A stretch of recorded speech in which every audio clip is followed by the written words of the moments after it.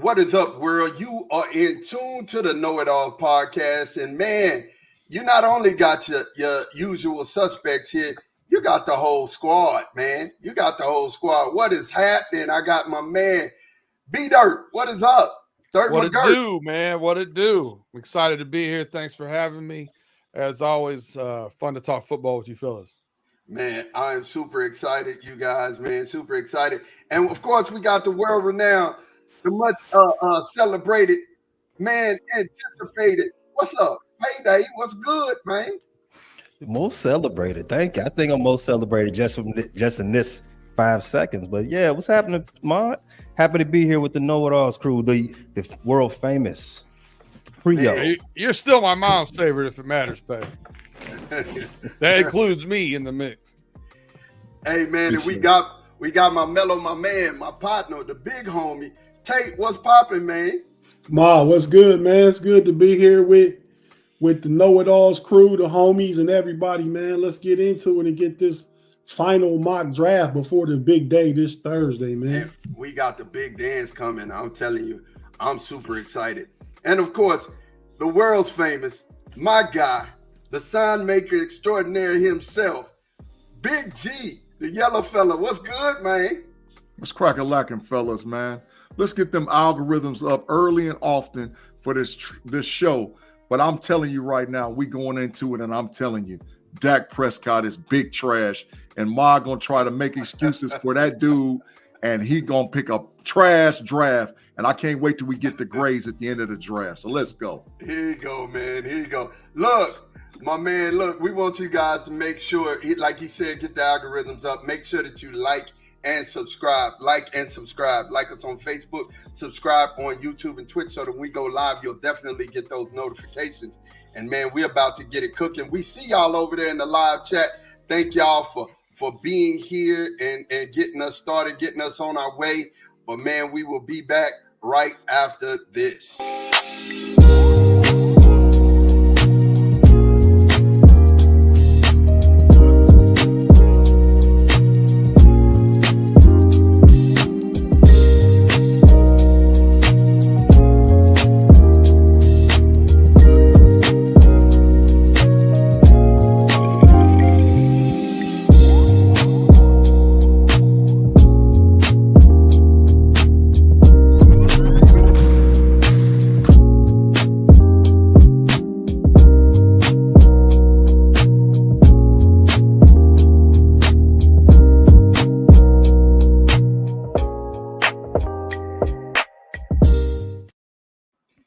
And we are back. We're ready to get it on. First, some ground rules so that everybody know exactly what's happening. All right.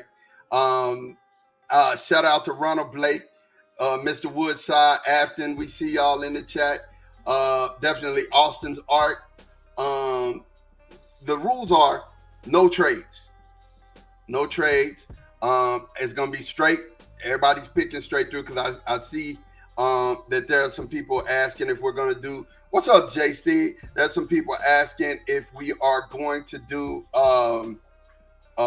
trades, and I don't think we'll be able to do the trades today. I think it would take too long, and it would be all hypothetical. So let's go ahead and draft what we got. So to set the table, the number one picker we all know is the Chicago Bears, and that's going to be on Pay. So Pay is actually going to be drafting today for the Chicago Bears, and he will also be drafted for the Baltimore Ravens. Of course, you have got the biggest, the baddest Steeler fans in the land, my man G and Tate, that are going to be drafting for the Steelers. And of course, Dirt McGirt, my guy, is going to be drafting for the Bengals. And you know what? Y'all see it. You see it. I'm be drafting for the Cowboys here in this draft. And of course, it wouldn't be a show without my brother hating on the Cowboys and hating on Dak. So thank you. It made me feel at home. I appreciate it. Big trash, Dak. Big trash. Let's go. All right. So here we go, man. First pick of this draft, we are going to get it started. You see we're using PFF right here in the corner. Let me see if I can make this a little bigger. Let's see if I can make it a little bigger for y'all. Nope, that's not going to work. All right. This should be the first pick should be easy and often. Pay, we already know where you're going. Let's get it in, bro. All right. So the first pick in our mock draft. Pay, where we going, man? Let's go Caleb Williams. We gonna go. It was Caleb a debate. Williams. It was a debate between Caleb and Joe Alt, but I think I'm gonna go Caleb. So what? Tell us why you went Caleb, man. Go ahead, So I've been told that the quarterback is the most important position in football, and since this is football and we don't have a quarterback, let's go ahead and get that number one name on the board. Can I ask a question? What would the consideration for Joe Alt be? I mean, then what would you do a quarterback? No, I was joking.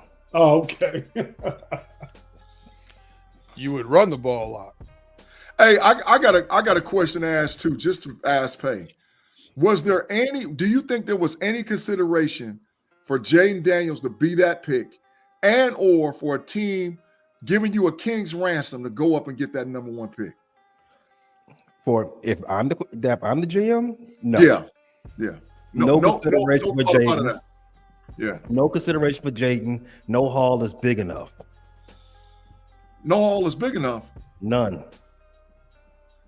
So I'm just asking, hypothetically, if the Minnesota Vikings would have gave you 11-23, their second, their fourth, and their first and their second next year, you wouldn't have made the trade? I would absolutely not. And at the number 9 selection, I believe we're back on the clock. You are back on the clock. Wait, I want to see what did he do though? Who went in the middle? I just want to know what those other picks were. Okay, so You gotta look. They're right here on the side. So Drake May went second to Washington. Mm-hmm. JJ McCarthy went third to the Patriots. Ooh. Malik Neighbors went fourth to the Cardinals. Mm-hmm. Marvin Harrison went to the Chargers, the Bolts. Corner time. Jaden Daniels went to the Giants. Rome went to Tennessee, and Joe Alt went to Atlanta. Do we think any of that is realistic as to how it could go down on Thursday? Man, Tay, I was about to say that. I do. I think Malik Neighbors has actually jumped in the mind. I think he's jumped Marvin Harrison, and Marvin Harrison will end up with the Chargers. Now, JJ McCarthy, I don't know. They're in love with him, but the Malik and the Marvin Harrison switch, I could see that. Nah, I don't think none of it's realistic. I think there's going to be a trade at 3. I think there's probably going to be a trade maybe at 4 or 5. What's the trade at 3, Big G, that you project? I think that the Vikings is going to come up. They're going to give up 11-23, their second round and their fourth, and possibly a first pick next year to go all the way from 11 up to get the quarterback of their choice. And I think Drake May is going to be that guy at 3. And I think from there goes the storm, where people start trading up. They got guys that fell, guys that they want to get. Yeah. I think 3 is where the draft actually starts. I think that the Jaden Daniels is a lock for the Commanders at 2, but from 3 on, it's going to be topsy-turvy. I mean, the ironic thing is they might be able to get Drake May here at 11, the way this sits, this board. Correct. I don't think Minnesota allows anybody to keep them out of the top 7 of this draft. Facts. Yeah, I definitely think there's 2 trades before the clock comes back to the Bears at 9. Arizona has shown you in the past that they don't have any problem moving down. I think they're prime target to do it again this year. Yep. They might be able to move down, sneak back into the top 10, just where the board falls to them and still get that high level receiver. I think Minnesota is bigger on JJ McCarthy than any quarterback also. Mm-hmm. Yeah. I've heard that, Tate. I've definitely heard that. And that's why I said there's going to be teams that they're going to have guys slotted so high, and once those first 2 picks are made, then that's where all the shenanigans begin. And listen, there could be teams that come up and get receivers from 1 to after 1-2. Let the draft begin. Let's go. Mr. Woodside said can't see the Pats trading 3. They need a quarterback. Maybe Arizona would trade. I like it, but I actually agree with my brother. There's not many times that I totally agree with his takes, but I agree with him. I do believe the draft starts at 3. You know what I'm saying? That's when you're gonna see some action. But like I said, I do see Malik and Marv being switched. So go ahead, Tate. No, I was just gonna say my take is with the Patriots. I don't know that Mr. Woodsey said shout out Mr. Woodsey that he can't see them trading 3, needing a QB, and they do need a QB, but I don't know that they're a QB away from competing. We've talked about this in the homies Friday, and Pay said you need a QB, and I do agree with that, but they could get so much more draft capital to build their team a lot faster than just having a QB and nobody else. Big facts. I totally agree with that, bro. Because I think, in my opinion, they have the worst 53-man roster in the NFL as of today. Wow. I like their defense, though. I mean, their defense ain't that bad, bro. The defense was good last year. Yeah, it ain't that bad. Now, name a starter on offense for them. We said defense. We're not talking. Name 2 starters on defense for them. We ain't talking about that. No, but I mean, you're saying they got a defense. Name 2 starters. No, but collectively, defensively, I can't name them because it's not my squad. But collectively, defensively, they weren't bad. Like, they weren't bad. They couldn't score. Trash. Matthew Judon and Gonzalez. Yeah. Correct. Gonzalez got drafted last year, and Judon's new to the table. So that's a good. No, Judon been there a couple years though. Yes, he has. They garbage though. All right, Pay man. Judon is not garbage. He's not. The Patriots is garbage. Okay. So let's get off of. Let's get to the draft. We got a lot to cover. Hey man, Pay, it's on you. Make your pick. Tell us why you picked him, and everybody could go from there. This is why being at number 9 and staying at 9 is so sweet for the Bears. There's going to be a lot of chicanery, emphasis on the CHI of it, and it's going to happen. It's going to make for one of those elite receivers to fall to us at 9, or the number 1 tackle Joe Alt, or the best defensive player Dallas Turner, who is sitting right there. Go ahead and select him and put him in navy and orange for me. Oh wow! Ooh, wow! All right. So we got him. So Pay, talk to me, man. Tell us why you went with him, and go ahead. I think he's the best player on the board. So you check that box right there. Also, the Bears have a need for pass rushers. They have a need for versatile game records on the defensive side of the ball. 2 seasons ago, the Bears were bottom in sacks and QB pressures. Last year, even after securing Montez Sweat from the Commanders, we were still pretty much last place, but we looked a little better. He's gonna need help on the opposite side. Go ahead and let's do this right now. That's not surprising, but I thought a defensive player wouldn't go to like about 14 to tell you the truth. That's what I was thinking. And I don't see it. Were all 3 of the big receivers going at pick 9? Neighbors, Marv, and Odunze? Yes. Yeah. They were all going. Yeah. Yes. Okay. If one of them had been there, Pay, would you have went receiver? My co-host would have not allowed me to finish his show if I didn't take one of those receivers. So it all worked out for me. Yeah, I don't get yelled at, and I get the best player that I feel like, one of the best players that I feel like it could be an immediate impact for the Bears. You talking about your co-host on the Bear Claw or one of us? Oh, my Bear Claw. Okay. Hey, I got a question before we move off the pick. Based on the health history of Keenan Allen and the health history of Swift at running back, would this be a position that you need another offensive player? Because Keenan Allen gets hurt all the time, Swift gets hurt all the time, and you're trying to make Caleb Williams be this super successful, come into the league and do something that only C.J. Stroud has done as a rookie and just maul the league. Yeah, you can always use more depth if that's what you're asking. There is an injury concern with Keenan Allen, who will be 32 by the time the season starts. DeAndre Swift has only had one pretty much healthy season, which is this past season. And you need running backs. The good thing about the Bears is we have a good running back room. We were number 2 in the league in running the last 2 seasons. Some of that is because of Justin Fields. Still the case. Our yards per carry is still pretty high. without Justin Fields. So I think we're covered in a running back area. Wide receiver, you can find talent at wide receiver in the top 4 rounds. Amon St. Brown's a 4th round pick. Tank Dell, 3rd round pick. Puka, 5th round pick.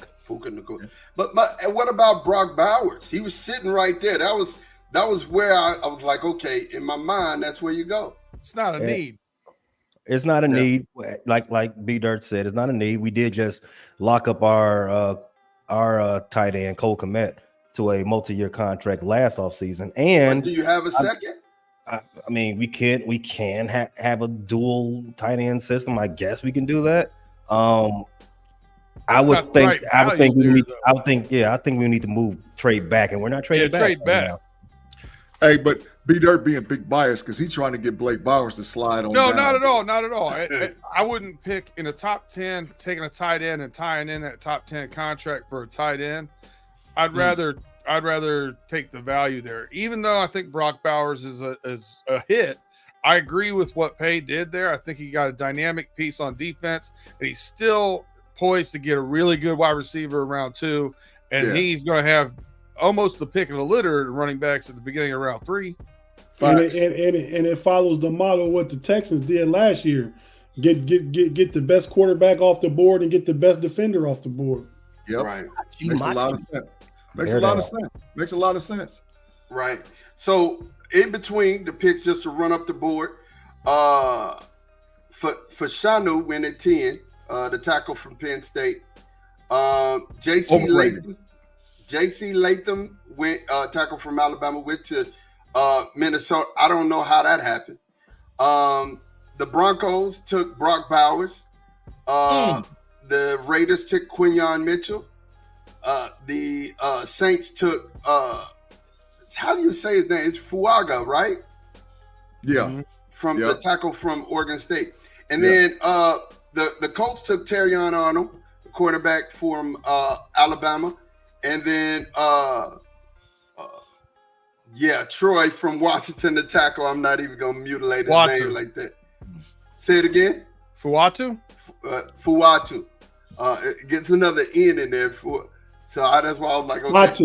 Fuatanu. And then, of course, 17, Jared Verse went right before Amelo is on the clock with the Cincinnati Bengals. Real quick, this is like we stopped the first time, and this is not realistic. Vikings, Broncos, and Raiders all go QB in round 1. I think so too. Big facts. Because I'm looking at, I'm like, how did the Vikings not pick a quarterback? But okay. All right. So we got Dirt. Dirt, you up to the plate, man. Talk to me. Well, we got 2 big needs, offensive and defensive tackle. And I've got 1 tackle left that I think is in that top crop, in the cream of the crop. I've also said this is a very volatile hit or miss. This guy could end up being the best tackle in this draft, or he could end up being kind of a miss at offensive tackle. I think he's better than that. Although Jerzon Johnny Newton staring me in the face and Byron Murphy looks very tempting, I'm going to pass. I'm going to protect the asset, Joe Cool. I'm going to take Amarius Mims, tackle, Georgia. So I got just a quick comment. Who would, realistically, is there going to be 6 tackles going by 18? No. There's no freaking way. Well, I can't see, to Tate's previous comment, if Minnesota is not allowed to get into the top 10 and draft one of those top 4 quarterbacks, I can see them going tackle. Because I don't see them reaching for Bo Nix or Penix or anything like that. I agree.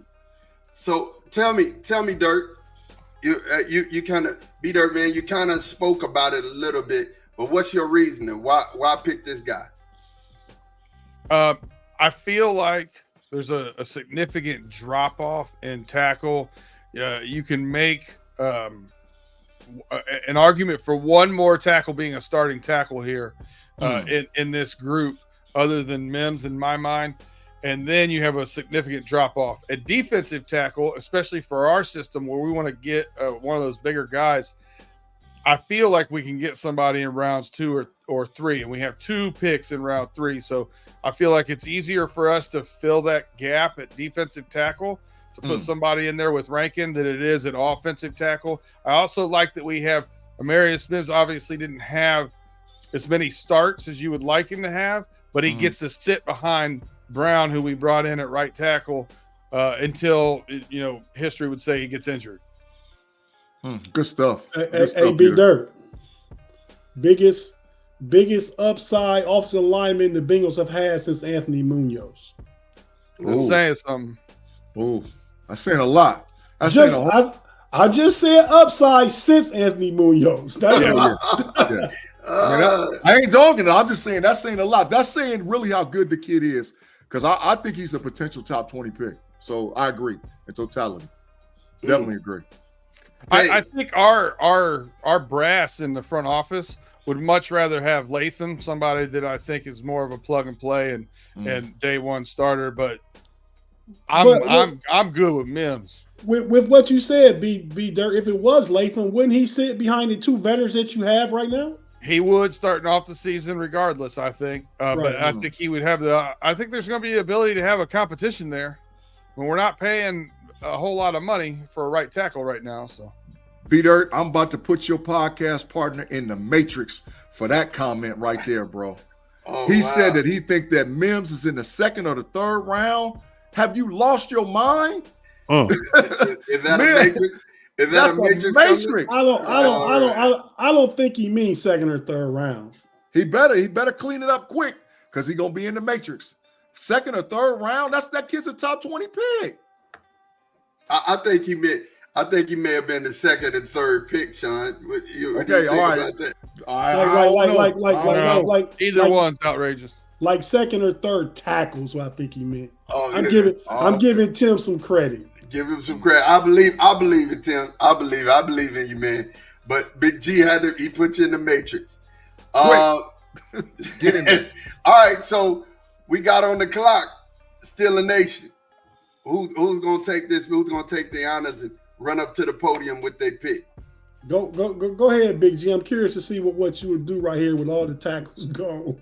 They done took all my peoples, bro. They done took all my peoples, bro. And they took Quinyon Mitchell and Arnold.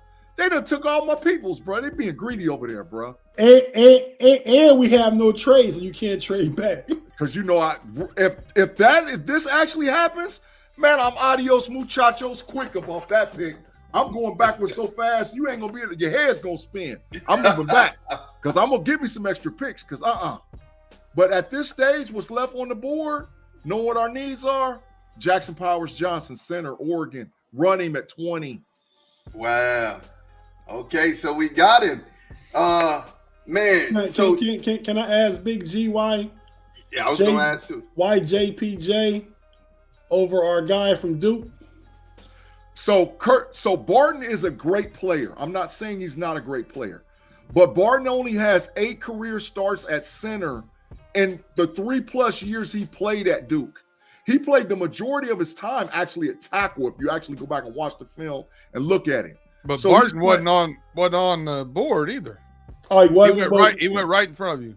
Oh, well, don't even worry about it then, Big G. But Barton, I still wouldn't take Barton because Barton's not a center. He's not gonna flourish. The transition for center in the NFL, it's not as high as the curve as a quarterback, but it's up there, bro. Because you got to be able to flip plays, read both sides of the line. And if you don't have experience like that, oh my God, it could be a catastrophe. Now, he's got athletic and raw talent. And I'm not saying that the kid won't hit the film room and do all the stuff you got to do. But a center has to be locked in like a quarterback. And that's a lot for a rookie to carry. So if you haven't done it and you ain't got no experience, So give me Powers Johnson. Love it. Anybody else got a question for G? So we shall continue, man. Listen, I'm picking for the Dallas Cowboys. We are on the clock. we have needs. We have. Wait. Who went at 21, 22, 23? I just want to know out of curiosity. This is good. Brian Thomas went to the Dolphins at pick 21. Nate Wiggins went to the Eagles, which is a good pick. I like that either way it goes because they need some secondary help. Byron Murphy went to the Vikings, which I'm still confused of why but okay. So the Vikings had 2 picks and no quarterback. No quarterback. They garbage. That's just the PFF algorithm. That's PFF garbage. Right. Full garbage, trash, whatever you want to say. Garbage. That's their algorithm. That is their algorithm. So number 1, Latu, I like him. He would be nice. He's actually could play an off-ball linebacker. And, we did get Overshown back. So, our linebacker room, and then we got Kendricks. We brought Kendricks, who's, a vet who's familiar with Mike's system, Zimmer's system. I just don't believe, here's my thing. I just don't believe in any world, shape, form, or fashion that we have given Dakota a number 2 at all. So I'm not even going to belabor the pick. Adnan Mitchell, wide receiver, Texas.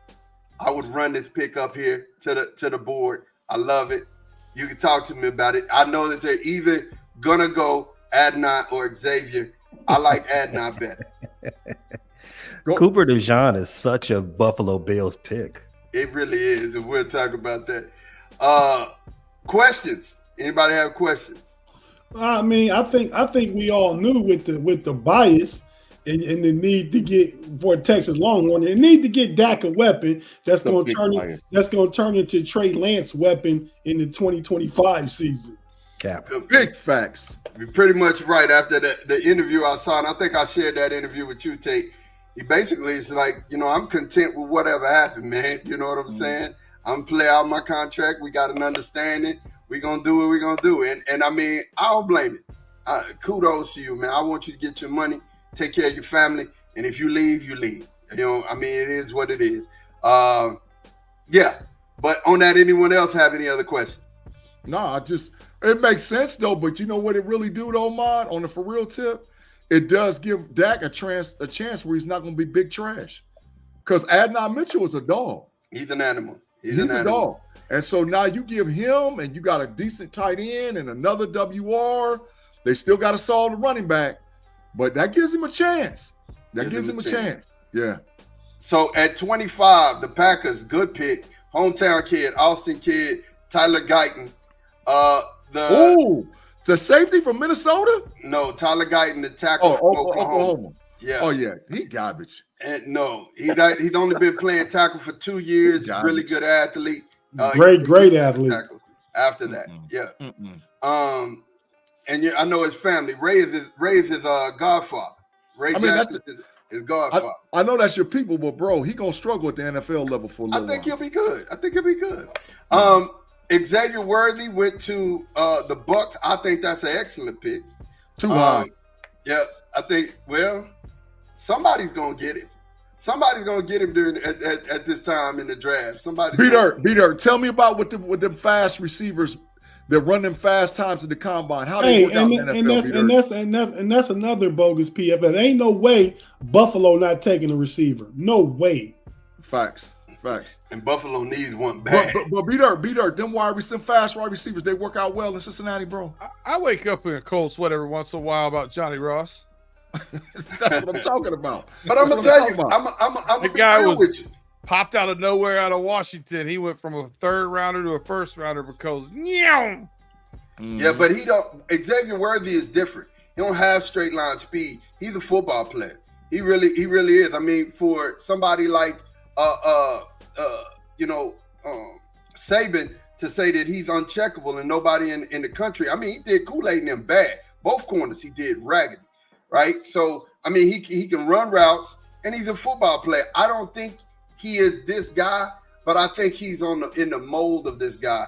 The Ravens picked him last year at wide receiver. He's in the mold. He's that type of wide receiver. He's just a little frail, but he's that type of wide receiver. You But saying anyway, he like Zay Flowers? he's like Zay Flowers. He's Oh. good. He's good in space. He can run routes, and he's gonna blow the top off defenses. He liked the kid. My comp is the kid that came from Tennessee last year that went to the Giants. I know. Not Tillman, but the other guy. Yeah, that was good. Yeah, the other guy. So in between, I think he's closer to your boy, y'all. Dang on, y'all done made me forgot the dude's name. Oh, for Houston. Tank Dell? Tank Dell. Yeah, he's closer to Tank Dell. Okay.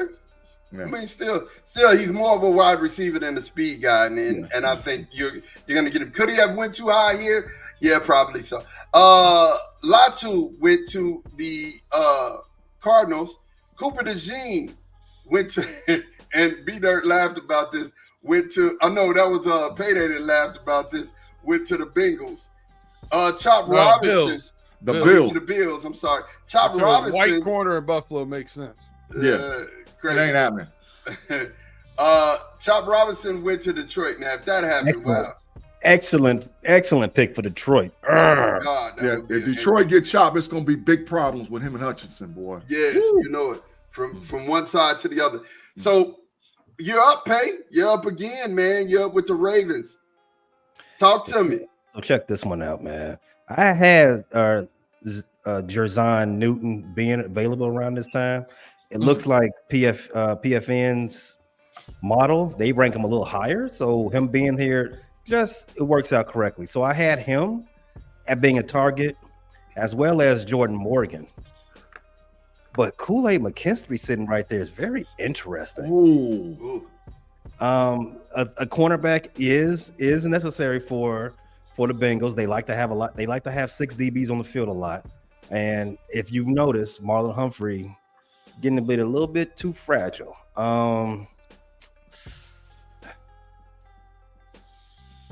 And Jordan Morgan would be perfect, but I can't pass on Kool-Aid. Bring him to the crib. Kool-Aid to the house. He's going to BMO. Now, real quick, I'm gonna ask you, B-Dirt, is Worthy equal to Mike Wallace? Say what? Is Xavier Worthy, Texas receiver, is he equal to Mike Wallace? 60 minutes, Mike Wallace? Mike Wallace? No, he's talking about the Steeler, Mike Wallace. Oh. Well, if you're talking about Steeler, Mike Wallace, let's switch that. Tate or G, you answer this question. Go ahead, Tate.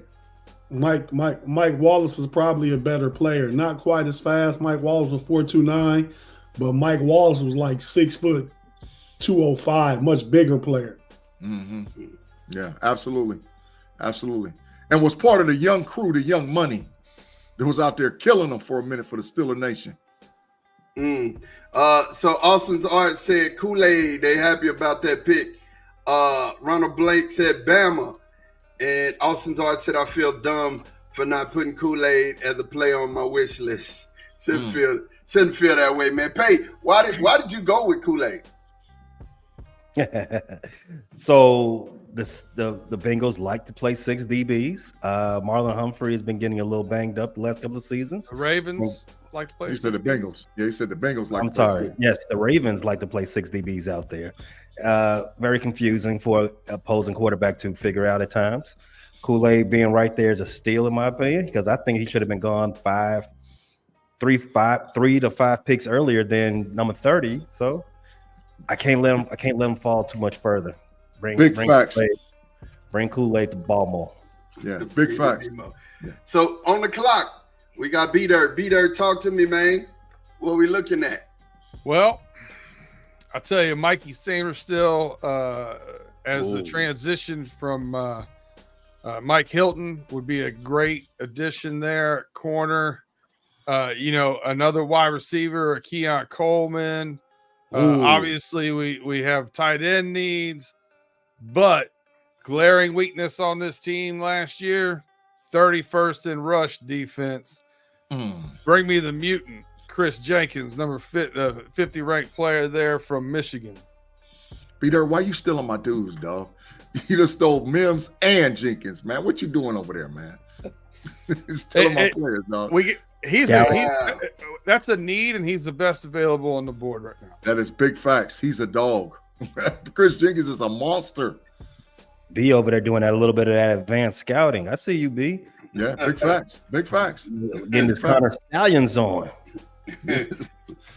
I did want to say something about Kool-Aid. McKinstry going to the Ravens would make him purple Kool-Aid now, right? Yeah. Yeah. Purple drink.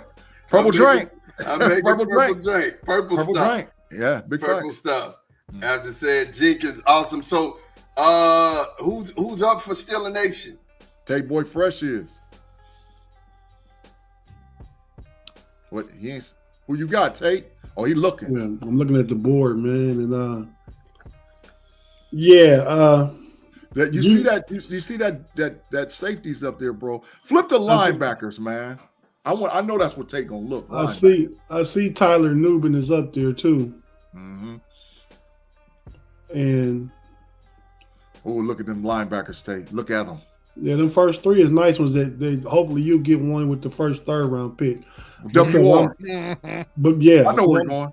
Go to WR. But I think I know I'm gonna get. I'm gonna stay true to the Steelers board and what I think they'll do. I want to keep this realistic. And Tate, he gone.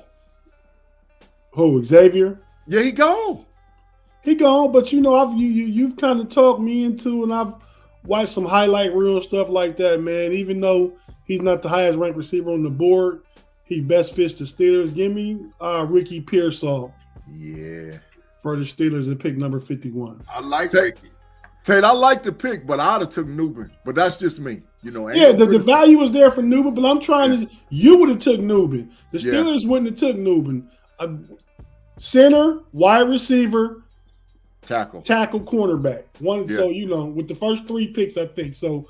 I'm just trying to keep it realistic to what I think they will do, not what I would do. Yeah, big facts. But I like Ricky Pearsall. Ricky Pearsall, a dog.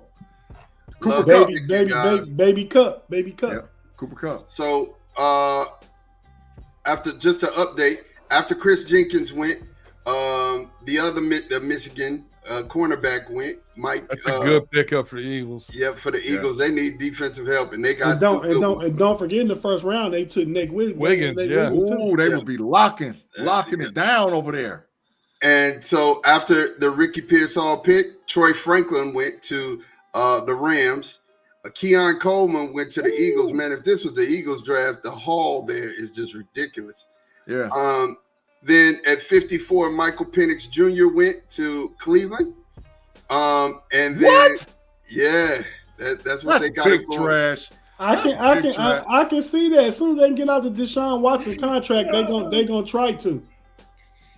And then he was. You think they're gonna start hiring him masseuses, try to get him out of there? Look, but you know what? That would be a good backup, though. That would be a good backup because they won't have to go get somebody off the couch. They just got Tyler Huntley too, though. Yeah, sure did. And then Tyler Nubin goes safety for the Dolphins. I'm now on the clock for my second pick, man. Literally, I feel you know what you got to do, dog. You know what you got to do. Yeah. Don't play RB. You know what you got to do. Yeah, but I'm not going running back here. I won't. I'm not going running back here. Another Longhorn. I feel like I could get him at another place. I love this guy. Like, I mean, if we're gonna go linebacker, and we're having to put a linebacker together, it was out of him and the other linebacker from Michigan for me, Junior Colson. Colson, yes. Yeah. And I've watched tape on him. He's a thumper. He gets to the ball with bad intentions. That's going to be Edrin Cooper.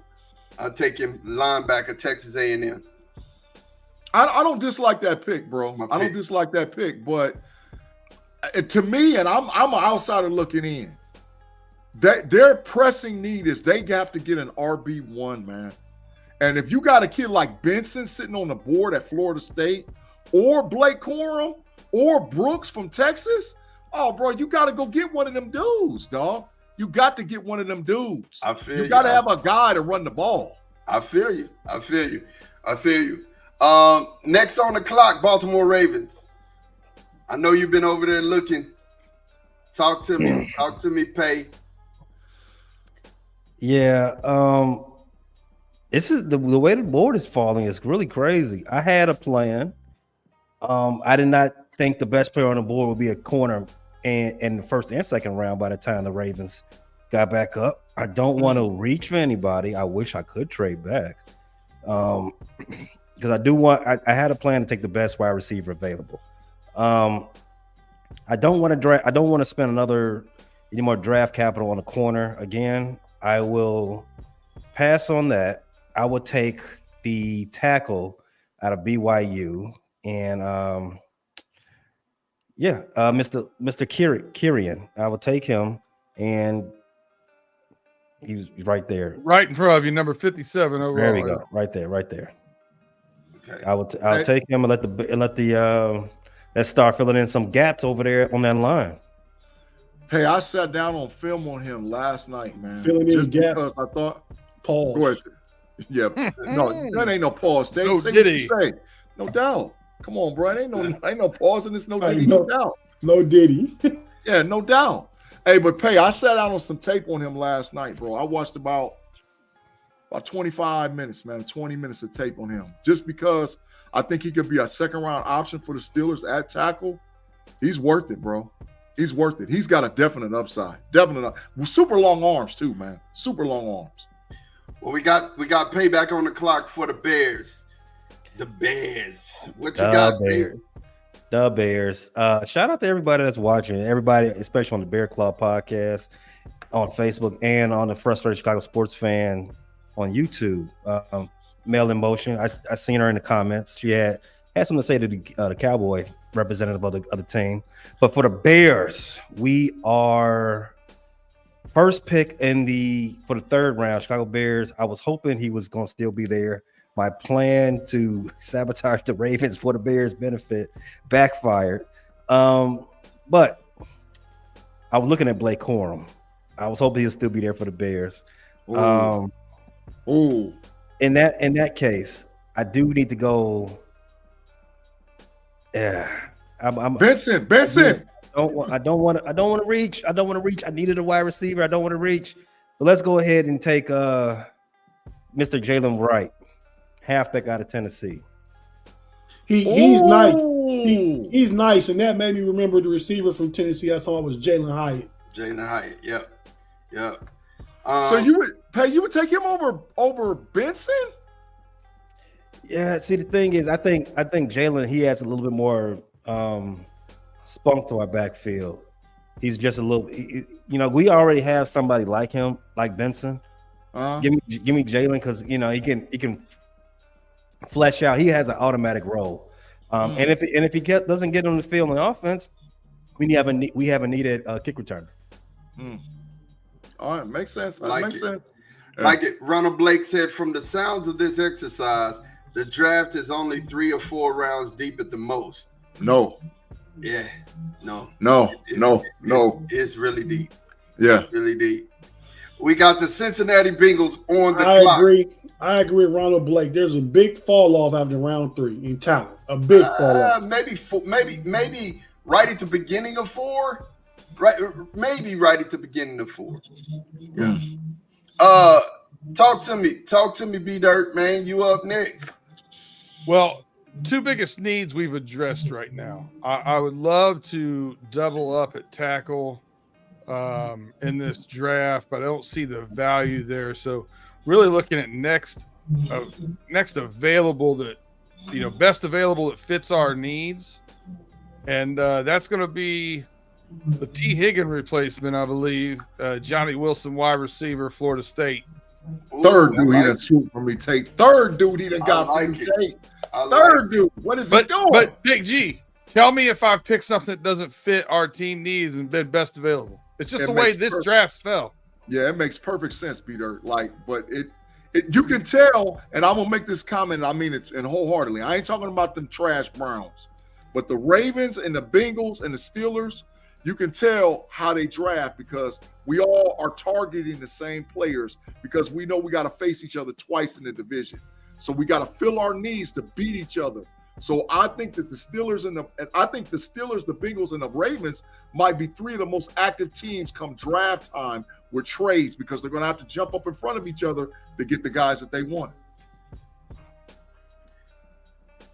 Timothy Lyons says, at Running Through the Jungle, you know what you need to do for the second and third round pick. LOL. No, it's our. So we have 2 picks in the third round. More than likely, he wants me to take Estime, but I think Estime will be there in the 4th or 5th. Possibly. We'll definitely talk about it. Tate, I guess you're up for this Steelers pick. I got this one, Big G. You got the next one? Yeah. But I'm gonna see how you don't go to defensive tackle real quick. Just let me see what's on the board. What's that? I can't see the top. Tate, look at that, bro. Yeah, I like it, but I can't pass on Junior Colson, linebacker, Michigan. Oh, I'm with you. I like that. I like that. That's a big good take. You're gonna get just a big sign, a big great take. So the thought there, if anybody has any questions, since we always have a lot of Steeler Nation in the live chat, that I can't pass up the opportunity. I don't know what Cole Holcomb is going to be back. Mm-hmm.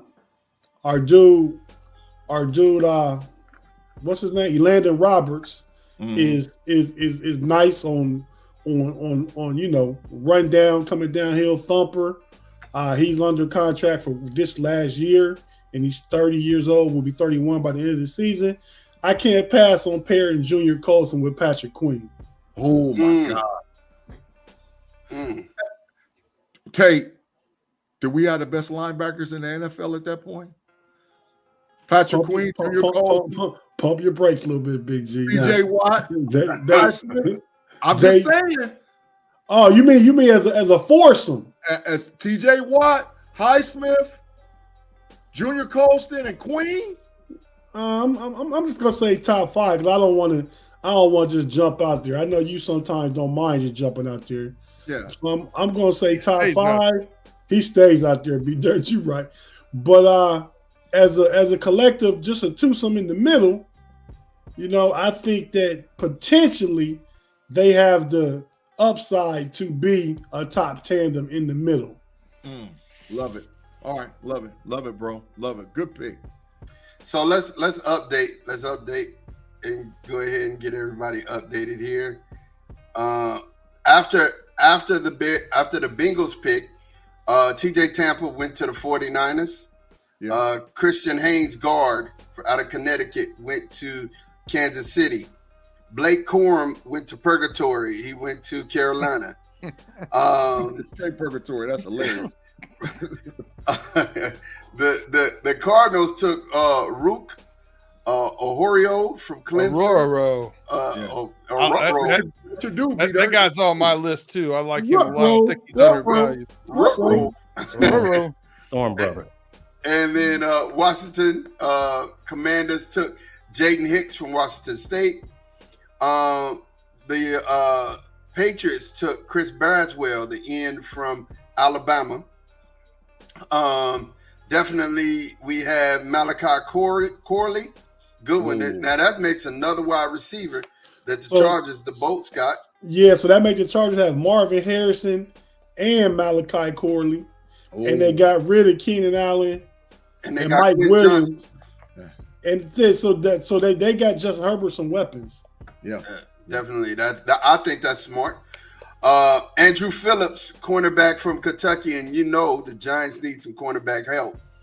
And then again, Jermaine Burton, wide receiver from Alabama, went to the Cardinals. Devontae Walker, the wide receiver, went to the Jets. And wide receivers is flying off the board right now, bro. They're making a run on them. Yep. Yeah. Brandon Dorlus, defensive tackle from Oregon, went to the Lions. The Lions are sneaky having a good draft here, man. They really are. They're sneaky having a good draft. Xavier Thomas, the edge rusher, went to Atlanta. Yeah, good from pick. Clemson.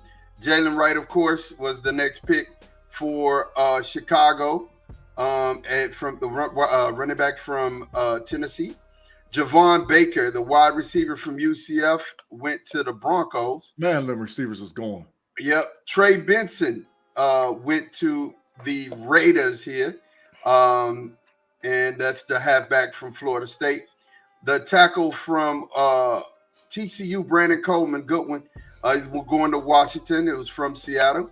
Bucky Irvin, another running back, his running back run on running backs, went to Atlanta. And then, of course, we got the Johnny Wilson pick from B-Dirt, the wide receiver from Florida State. And then we have Kalen Bullock, the wide receiver from USC. And then we have Renardo Green, the cornerback from Florida State. He went to the Colts. Booking it, boy. They booking it on them wide receivers, boy. And then we have, after that, we have Blake Fisher, the tackle from Notre Dame. And then the Steelers took Junior Colson, which is a great pick there, linebacker. And then, dang it, Jalen McMillan went to Cleveland, which I think is a really good one. And Miami forfeited a pick. Kyrie Jackson, the cornerback from Oregon, went to Houston. The rich get richer, and we're on the clock. But before we take our pick, we're going to go ahead and get a commercial break in here, man. We're going to get a quick commercial break. G, holla at him. Take us to break. Thank all you guys for listening to us on the KnoItAllZ podcast being broadcast live on Chilltown Network, Fans First Sports Network. And you know how we get out on the KnoItAllZ channel, but we got the special guests in the buildings. We're running through the jungle and the Bear Claw podcast live on Facebook as well. If you're watching this live on YouTube, give us about a 10-second pause. We got to pay some bills, get a word from our partners. If you're listening to us on audio, Spotify, Google Podcasts, Apple Podcasts, wherever you listen to your audio podcast, we'll be back after a quick commercial break from our partners.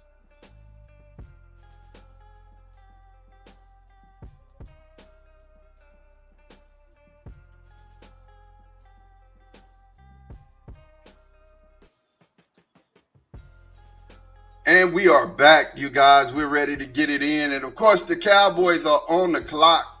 The Cowboys here are on the clock. Sheesh. If you guys are looking, running back. If you guys are looking, I've already seen the future here. I'm not going to be able to make it around because there's a run on running backs. That's what I noticed. And, really, I thought I was going to get one of the two in the third round. And that was either going to be Trey Benson or this guy. I really am impressed with Braylon Allen from Wisconsin. I think he's a juggernaut. He's able to carry the ball at least 15, 20 times a game. He's good in between the tackles, got a little burst and wiggle room with him. So I'm going to take Braylon Allen, halfback from Wisconsin. Maud, if you wait to the third or fourth round, you either got to take Allen or you got to take Estime. And that makes all the sense in the world. I like Allen better. I like that pick, man, because Allen got like sub 4.5 speed. Facts, big facts.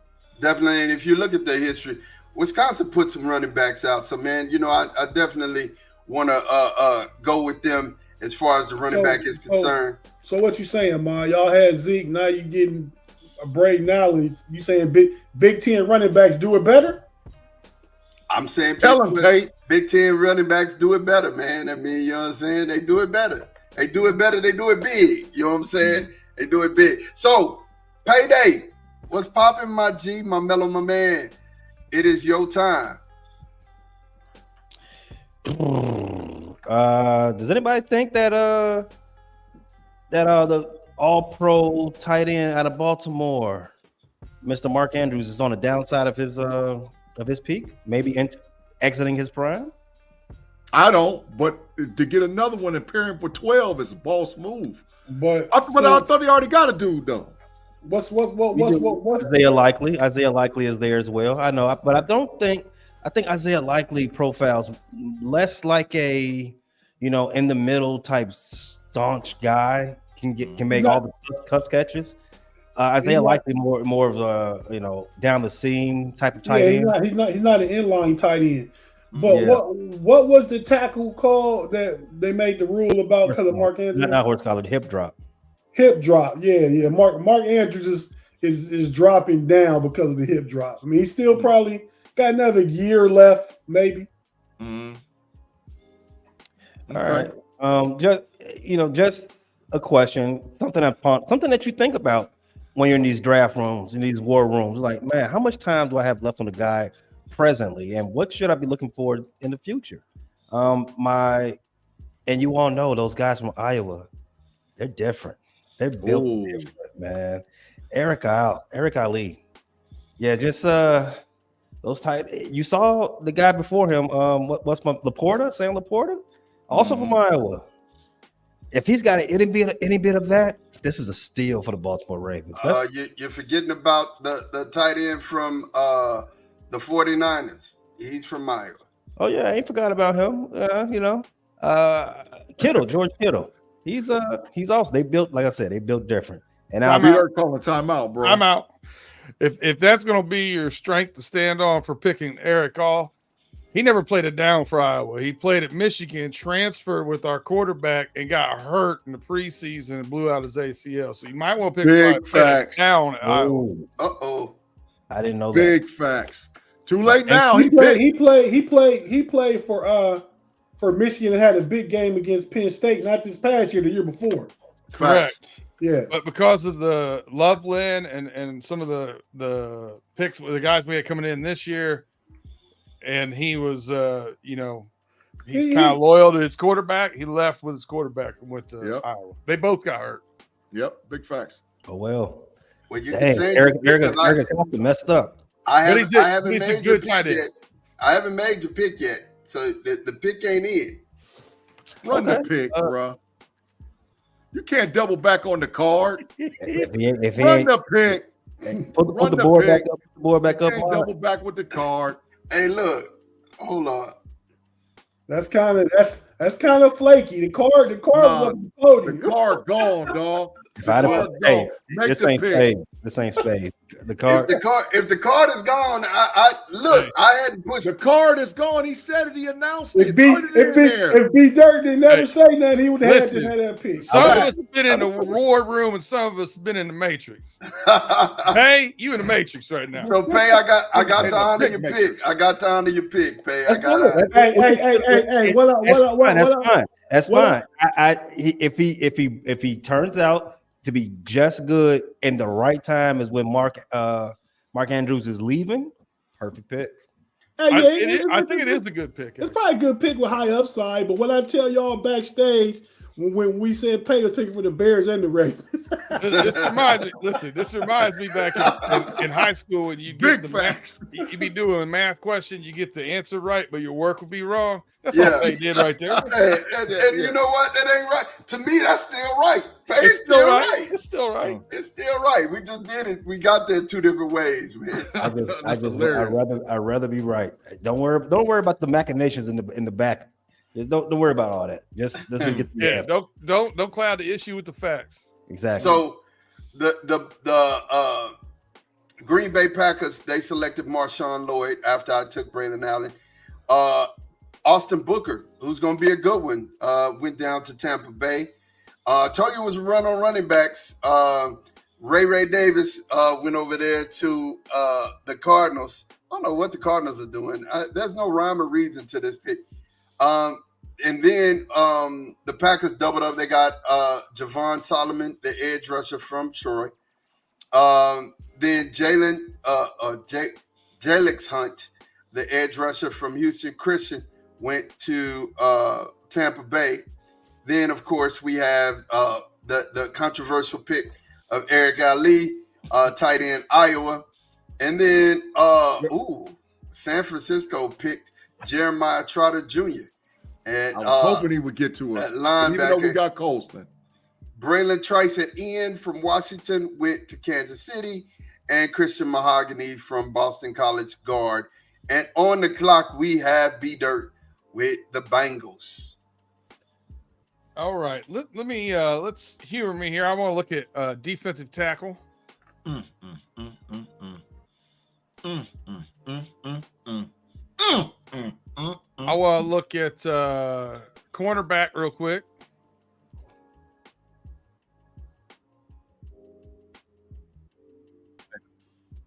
Cornerback. Ooh, I think something on there too. Ooh. And, let me look at running back.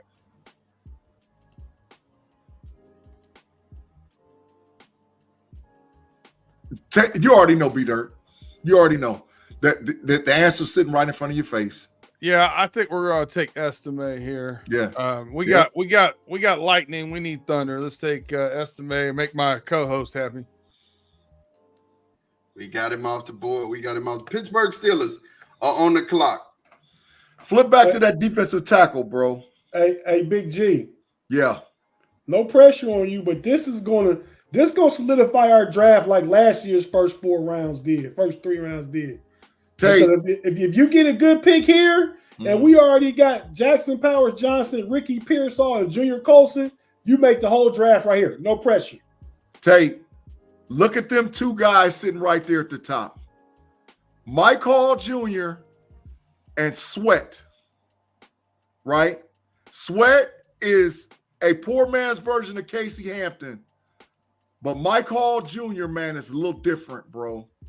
He's super fast. I'm not giving him no Aaron Donald comp, but he's just almost as good as Murphy from Texas. Oh, you out your mind. Okay. Give me Mike Hall Jr. to pick Yeah, for the Pittsburgh Steelers. Yeah, give me Mike Hall Jr. Give me Mike Hall Jr. for the pick for the Pittsburgh Steelers, bro. I like that pick. I would have took a look at the corners though. Nah, we good. We good right now. We good right now. Hopefully the guy, my sleeper dude, is on their list. Tate, you know what I'm talking about.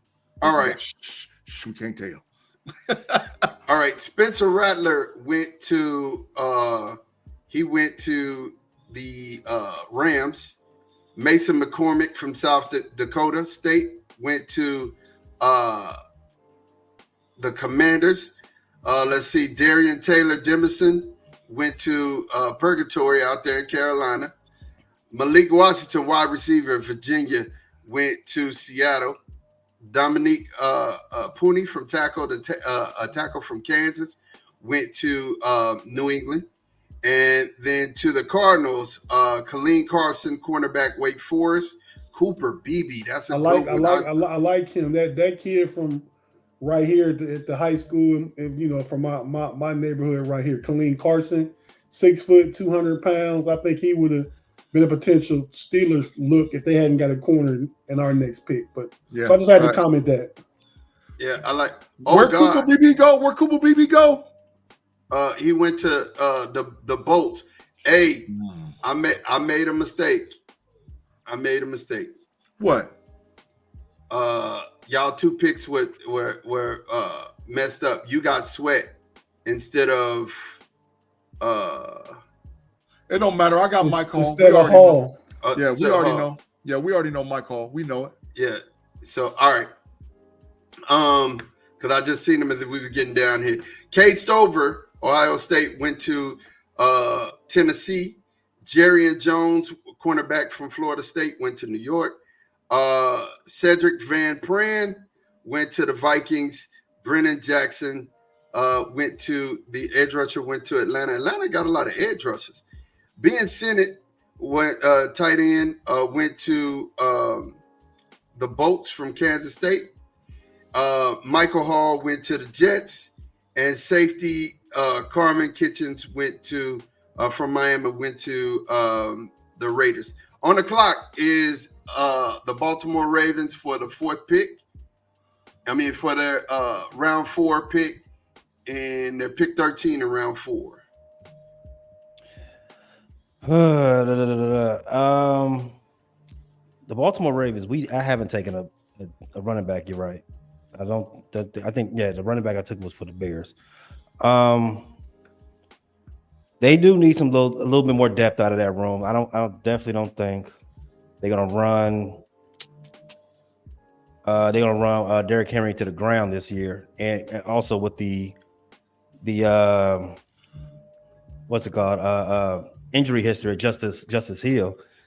Definitely got to stretch out that running back room. And let's go ahead and take Tyrone Tracy from Purdue. From Purdue. All right. Tyrone Tracy is off the clock. God dog it, Jacksonville. Jacksonville with the next pick Hunter Norzard with the center, and on the clock right now is the Bengals. All right. Go to defensive tackle. This is one of those places where Tavondre Sweat was the 122nd ranked player on this board, and I probably would have took him here. But go to the defensive tackles for me.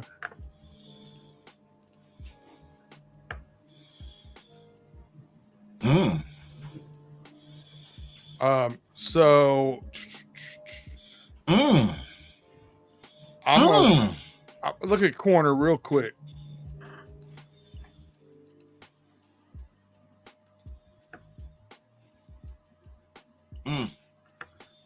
Oh, which one's more like? Let's go. Mekhi Wingo, LSU. Good pick, Peter. I like it. I like that one a lot. Wingo is going to be a sleeper in this year's NFL draft. I think so too, Big G. I think he is a sleeper. I think he's one of those kids that just got overlooked. You know what I'm saying? I think he got overlooked, and he has a huge upside if he gets in the right place. It was his injuries that hurt him at LSU. It was his injuries that hurt him. He missed a lot of time. I think he was a 4-star coming in, if I'm thinking right. He's ranked really high. Yeah. So on the clock, Pittsburgh Steelers, round 4, pick 19. Tell you this on you, bro. Yeah, go to corners real quick.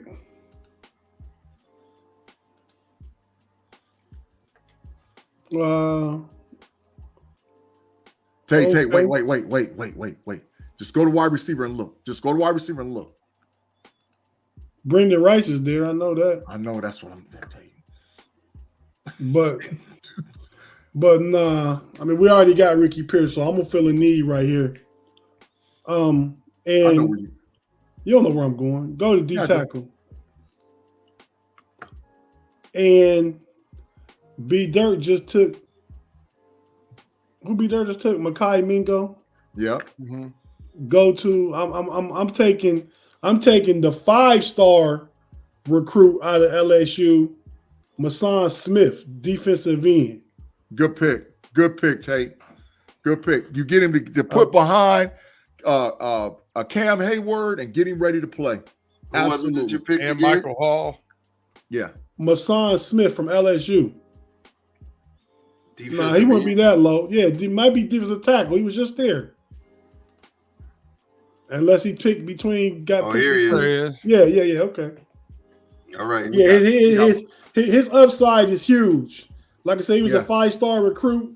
He really didn't do everything at LSU like he probably should have. But you go ahead and get the Steelers D-line coach with him. Give him a year under Cam Hayward, and I think we cooking with fire. Tate, that gives us now Keanu Benton, Mike Hall Jr., and Mason Smith as our babies on the defensive line. Great, put them in there and handle their business over the next 10 years for the Steelers. So Mason Smith went, and then Brendan Rice went to the Eagles. The Eagles are having a fabulous draft. Fabulous. And then Michael Pratt, quarterback Tulane, went to the Dolphins. I mean, the Broncos there. It was a pick from the Dolphins. On the clock is the Chicago Bears. The Bears. Who you got, Pay? Talk to me, man. We've played around with this a little too long. The Bears should have been drafting a wide receiver, but 4th round is not bad for that.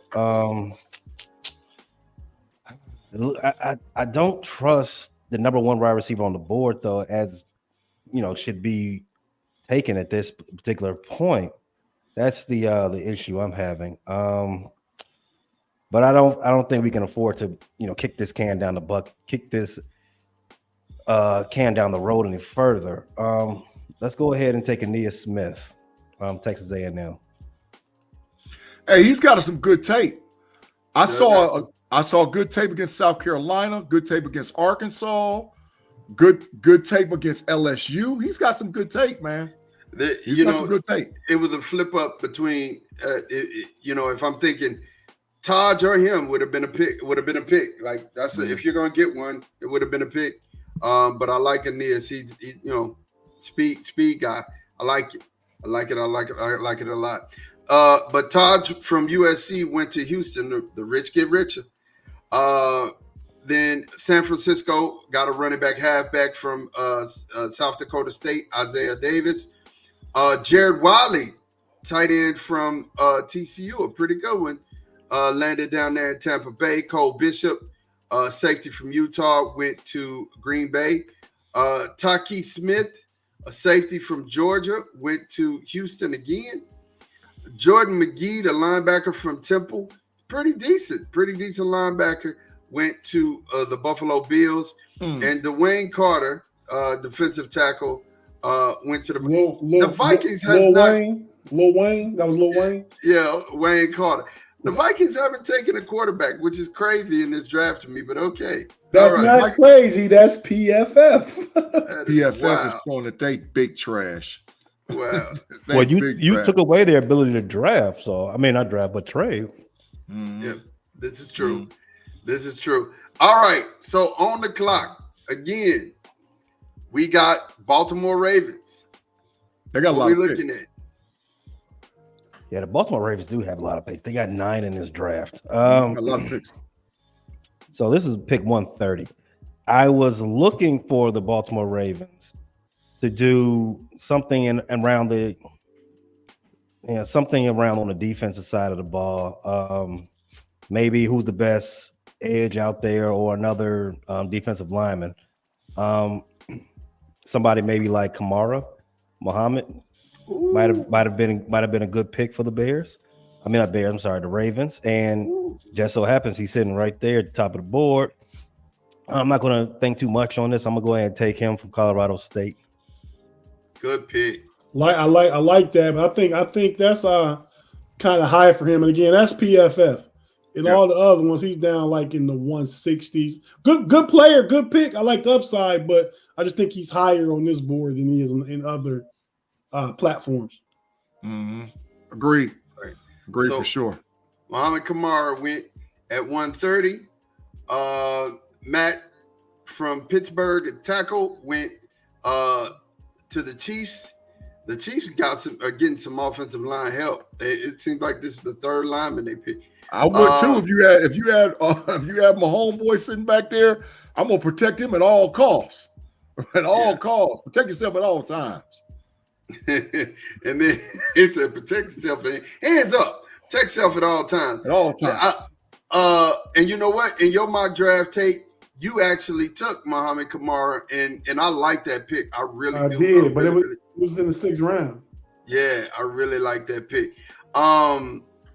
Then, of course, we got Trevor Keegan, the guard from Michigan. B-Dirt, I know that line was really good this year. What about Trevor? Is he good? Trevor Keegan and over 300 pass attempts, dropbacks this year, gave up 0 sacks. Facts. And he is nasty. Michigan passed the ball 300 times? Drop back to pass 300 times. Nice. Chris Abrams-Drain, cornerback from Missouri, went to Buffalo. Isaiah Adams, tackle from Illinois, went to the Jets.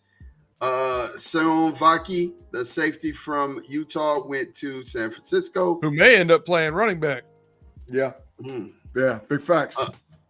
Tanner Bortonini, a center from Wisconsin, went to the Broncos. Tommy Eichenberg, linebacker. That's a Patriots pick if I ever seen one. He went to play linebacker at the Patriots. Leonard Taylor, the third defensive tackle, goes to the Cardinals. Jarvis Brownie Jr., cornerback from Louisville, went to Washington. Marist, the linebacker from Notre Dame, went to the Bolts. The Bolts are having a good draft. Isaiah Williams went to Purgatory with Luke McCaffrey, where his brother started out. They both went to Carolina together. Both wide receivers. Carolina decided to go wide receiver. I think Luke is going to be a better pro than anybody's giving him credit. Luke McCaffrey's decent at wide receiver. I mean, really decent. He is. Then you have Charles Smith-Wade, cornerback, from Washington State, went to Atlanta. Caden Wallace, tackle from Penn State, went to Buffalo. DJ James, cornerback, went to Auburn, went to the Broncos. And Cornelius Johnson, wide receiver, Michigan, went to Tennessee. B-Dirt, what you think of it? A lot of potential, but pretty untapped at Michigan. So interesting picking that high. But I like the kid's upside. Could be. It's high risk, high reward. And we got Miles Harden, cornerback from South Dakota, goes to the Broncos again. That's two cornerbacks back to back for the Broncos. Theo Johnson, tight end, Penn State, went to the Raiders. On the clock, we got B-Dirt for pick number 14 in the 5th round. Well, right before the Raiders picked, I had a tough choice between two players. Theo Johnson gone. I'm going to take Cam Hart, cornerback, Notre Dame, for a little depth piece. Tate, he stole another one of my dudes, dog. Daddy stole another dude, man. Hey, this was one of my guys that I did on our last show as one of my sleepers in the draft. Hey, yo. And I like both Theo Johnson and him. Big facts. All right, so after that, Jaquan Jackson, wide receiver, Tulane, went to the Saints. Gabriel Murphy, edge, UCLA, went to the Colts. Malik Mustafa, safety from Wake Forest, went to Washington. Christian Jones, man, Jacksonville done snaked me twice, man. God damn. Christian Jones went to Jacksonville, tackle from Texas. Will Shipley from the Rams Will Shipley went to the Rams, halfback from Clemson. Jaheim Bell, tight end from Florida State, went to the Rams as well. Dalen Hooker, tight end from Colorado State, went to Cleveland. Zach Zinter, a guard from Michigan. Tell us about him, B-Dirt. Y'all's line was excellent. Zach Zinter was the heart and soul of our offensive line. The only reason why he dropped this far is because he got hurt against Ohio State. So that's a compound fracture. That's a first round pick. If he wasn't hurt, where did he go? To the Vikings. That's a good pick by the Vikings. Pick 157. He won't play this year, but next year. He won't play this year, but next year he'll be a very good player for them. Yeah, big facts. Cedric Gray, linebacker from North Carolina, went to the Fins.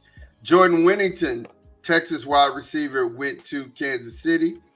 I'm going to tell you, Jordan is a great team player, former 5-star recruit, goes for a 4.3. Tool guy. He'll do whatever's asked of him. So I think that's a good pick.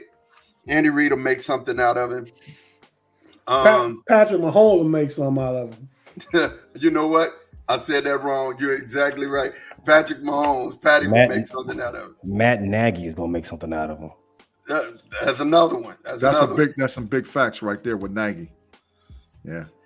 The Maciaron Richardson, cornerback from Mississippi State, went to the Bills. Marcus Roseman Jackson, my God, wide receiver out of Georgia, went to Philadelphia. Braden McGregor, edge from Michigan. Talk to me about him, B-Dirt. Again, we rotate a lot of guys there. This is one of those guys that's got a good speed, great motor. I think he's going to be really good, but definitely, I think he came out without having enough snaps. Let's put it that way to show his talent. B-Dirt, I've been watching it, man.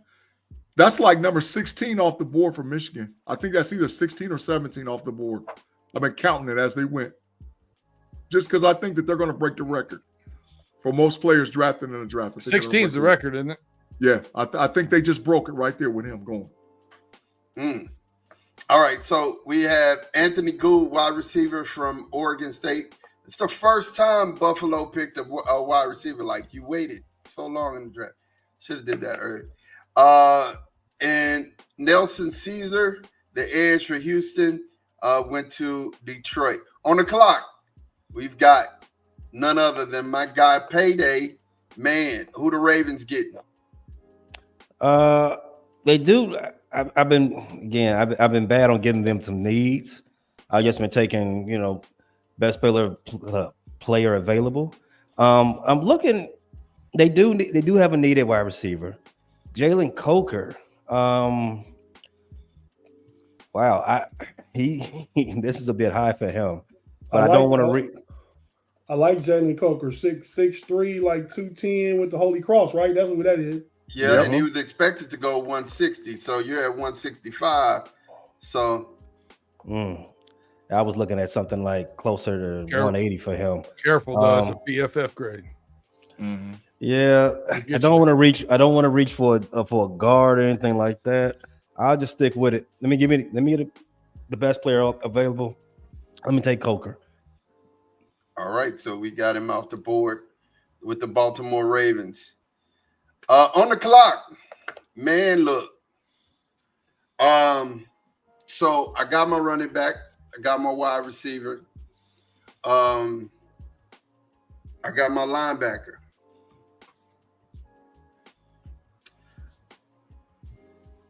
Goodness. I need a center. Just a backup. But I'm not even gonna lie to you, man. Centers aren't sexy enough for you, are they, Mike? They're not. First, let me bring it back. So, Keaton Oladipo, safety from Oregon State, went to the Giants.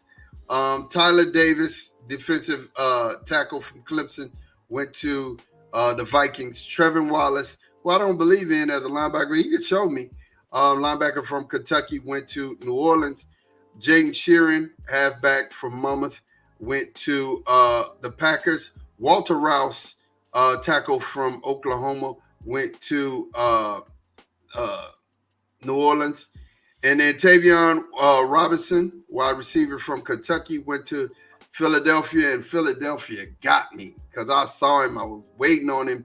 He was coming up. Kalen King, Penn State cornerback, went to Philadelphia. And Devontae Jean-Baptiste, the edge rusher from Notre Dame, went. So, I mean, honestly, if we're going to go, I have to go SEC. I don't know enough about this guy. So, I'm looking at Javon Foster. That's somebody who it's an area of need, right? But he's a little undersized.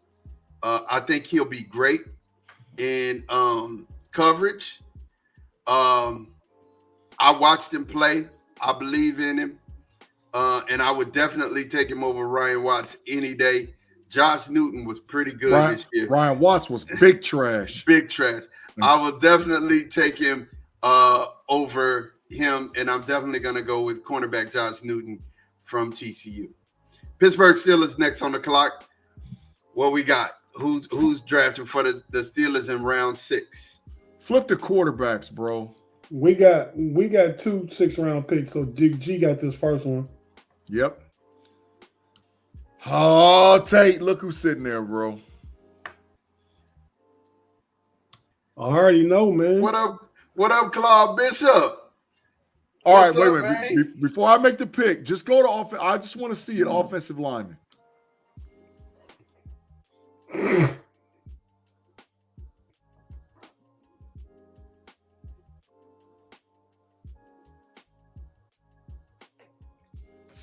I can't do it. Give me Joe Milton, quarterback, University of Tennessee. Run it to the table. Nice pick, value. Big G. Yeah, 6th-round value, Joe Milton. Run it up there. Gee, why'd you take Joe Milton, man? He's got probably one of the biggest upsides out of any quarterback in this draft. His arm strength is unbelievable. But the issue is, can he be developed? And I think because there's been so much emphasis for the Steelers of getting Russie and now Justin Fields, if you're able to add a guy like Joe Milton at quarterback, that solidifies the Steelers' room, and you can get this kid ready to ride. He'll be the backup of either Russell Wilson or Justin Fields, whichever one they keep moving forward. I like the fit personally. If it's Justin Fields and then Joe Milton as a backup in Arthur Smith's system, with a lot of a lot of bootleg, a lot of play action, that big arm and that play action, and then the ability to bootleg and cut the reads in half of the field for him can really help his maturation. Mr. Woods, he says best arm in the USA. Hey, Woods, he might be right. Claude Matrix again. Put him in right now. Put him in right now, bro. He just got in here. B-Dirt, pull the yellow card out too, man. Yeah, he get a yellow card and the Matrix. That is ridiculous, bro. Yeah, come on, Claude. You can't help yourself. You're a glutton for the Matrix. He got the yellow card. Why? 2 minutes, no comments. George Teston. What's up, George, man? He said Bazooka Joe. Yeah. He got a hand cannon. I like that name.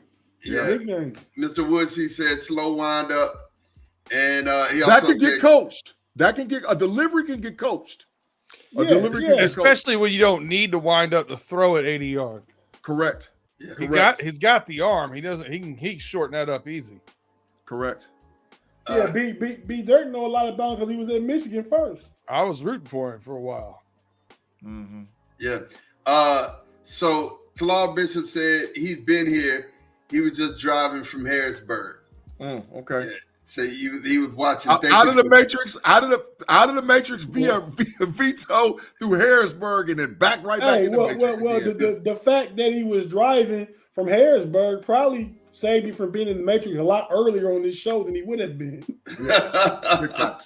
Total facts. Hey, on the clock right now, we got B Dirt, man. B Dirt. We almost finished round 6, pick 18. So I like this. The way we've been going, first 2 picks really addressed our first 2 needs, and we could go best available kind of after that, with sprinkling in where we have some needs. This one, we obviously didn't take a tight end yet. We're in the 6th round. We're not going to get our pass catcher, but we're going to get Tip Riemann from Illinois, 6'5", 269 in line. He'll be a good addition for us, as we only have Gesicki for 1 year, and hopefully we can get another pass-catching tight end next year. Good pick, B-Dirt. Great value in the 6th round. Great value. TIP. TIP. We said it at the same time. Hey, man, look, that's why I love B-Dirt, man. On the clock, we've got the Pittsburgh Steelers. Who is going for the Steelers? Who's running the card up here? That's Tay-Boy Fresh. Hey, man, I already know who I'm getting, so I'm gonna take this extra 10 seconds just to say we talked about this on Friday night on Homies OT. Mm-hmm. The boy, y'all know what I'm talking about. Yeah. Dame Time got 19 in the first quarter, but okay. But what'd you say, Big G? What happened to Luka? But that's a whole nother conversation. Oh yeah, but that's why it's a 7-game series. Yeah. But hey, man, I'm gonna take just run it up to the board. I don't know where he at. I know he here. We ain't heard him. Me and Big G been talking about this guy for the past 6 weeks. Yep. What position does he play? This corner. We already know we're on the same page. The Steelers haven't drafted the corner yet. So with this pick, the Steelers will take Sean Stevenson out of Fairmont State. I don't know where he at. Out of Ferris State. Sean Stevens. Sean Stevens out of Ferris State, cornerback. SHON. Yep. He's not even on the board. That's a big trash PFF. They know they garbage because Sean Stevens is going to be the Steelers pick right here, bro. That's a trash PFF. Well, they got no corner up there. Go just go to corner. Why don't you take a cornerback at the very bottom and just call him Sean Stevens? Yeah, that's probably. Who's the last corner on the board? That'll mess our draft up. Anybody want DeAndre Price? No, pick him and call him Sean. There you go, done. Yeah, you can do that because this would be Sean Stevens. Tarheeb is. No, give me that Sean. Pittsburgh dude, Tate. Because that's not who we get. That's a fair comp. That's a fair comp. No, ain't nobody taking him. Ain't nobody was taking Sean. All right, it don't matter. Whatever corner we pick, that's supposed to be Sean Stevens. But so go ahead. Give me that Pittsburgh dude, Tate. Ahmad. Got it. Yeah. Got it. All right. The Bengals. Ooh. Okay. The Bengals is up next, man. Who we got, B-Dirt? Here we go. Let's see if PFF screws this one up too. Look for Eric Watts. Defensive. He should be an edge. There you go. Draft that guy right there. Got it. 6'6", 274, ran a 4.6 40. You know what my dude told me? My dude Andy that I do college football podcast with on Level Up. He told me that dude is Sam Hubbard. And I said, there ain't no way. He said, bro, go back and watch the tape. I ain't had a chance to look at that much of it. I looked at a little bit. His highlight tape is unbelievable. I was like, oh my God. Sam Hubbard played linebacker at Ohio State. Yeah, but they said, he told me that dude is Sam Hubbard. I said, oh my goodness. So yeah, B-Dirt, that's a big sleeper, bro. Big sleeper. So I mean, I'm not gonna lie to you.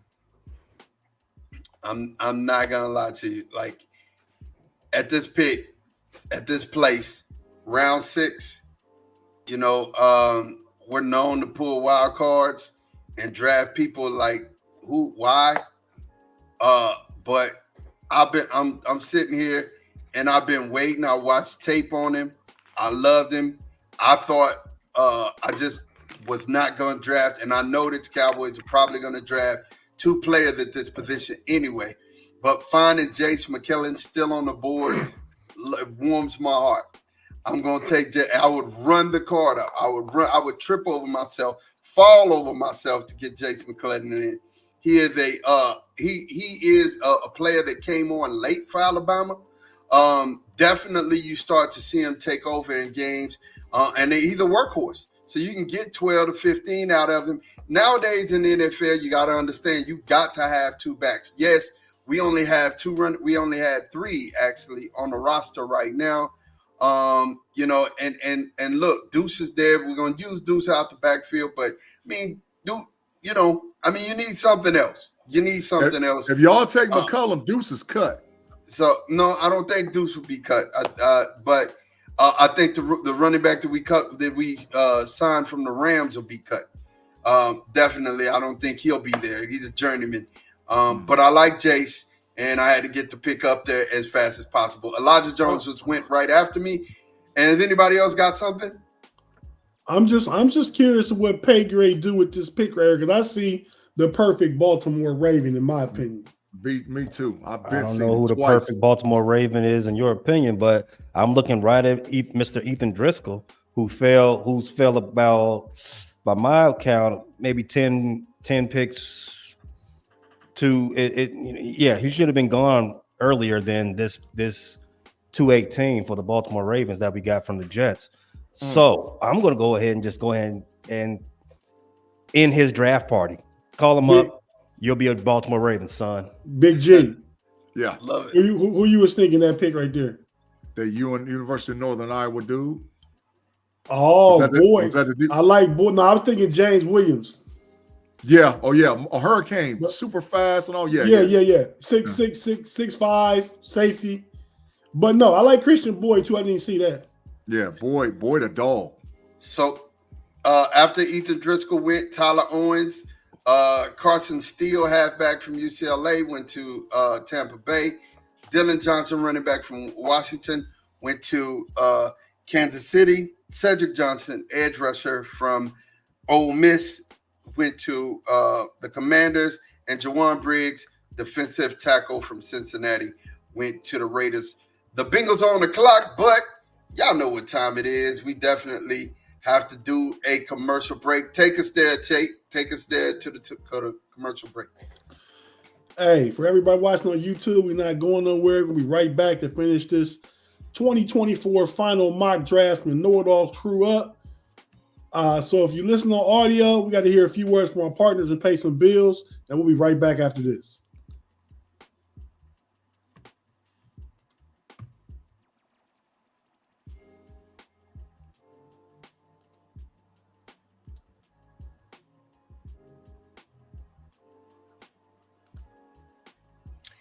And we are back. We are back, and we're finishing out our mock draft because we're in round 7, pick 4.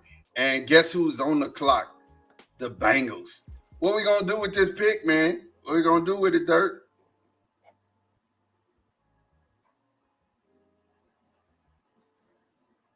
Get that fine now. Get that. Hey, Big G, you got a fine too because you're muted. Dang, we got a double fine. Double fine. Go cornerback for me real quick. Defensive backs. Let's see.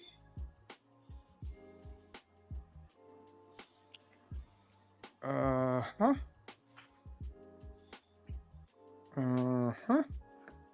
right, go defensive tackle.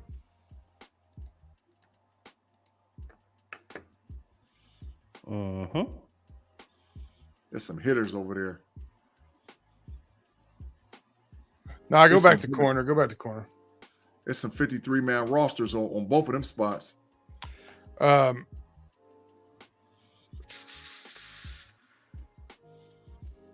me take Taheeb Steele out of Maryland. Got him. Got him. Pass both your guys up, Claude. That's what you get.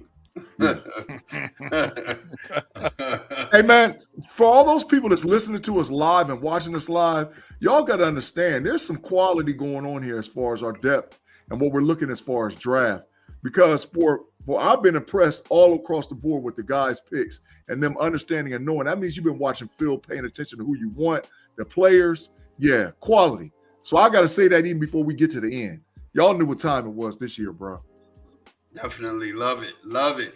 So on the clock, you know who it is. It's your favorite Raven. We got it here. Pay, man. What you got? Man, I was looking at Taheeb. Thanks a lot, B Dirt. No one asked you to do that. There's some kickers out there, man. Why? I thought we had a little bit more respect for each other than that. I think the Ravens are good with kickers. Yeah, they do. They got the world's greatest over there, Longhorn extraordinaire. So y'all need no kicker. Yeah. So I'm gonna take the advice of my of the KnoItAllZ. You say this guy's a perfect Raven. Bring him on. Bring him to the crib. Quote the Raven. James Williams out of the U. Yeah, that's him. Ooh. I like that pick. You put him back there with Kyle. What's his name? Hamilton. Kyle Hamilton. Oh man. Mm-hmm. Woo, man. Maybe not this year because he needed a little bit of seasoning, but to have him in the cooker to go with that guy. Mm-hmm. Both your safeties 6'4" plus hitters, range. Oh my gosh. Yeah. So, Yeah, like Pace said, they play 4. A lot of those guys, 2 come up and 2 stay back.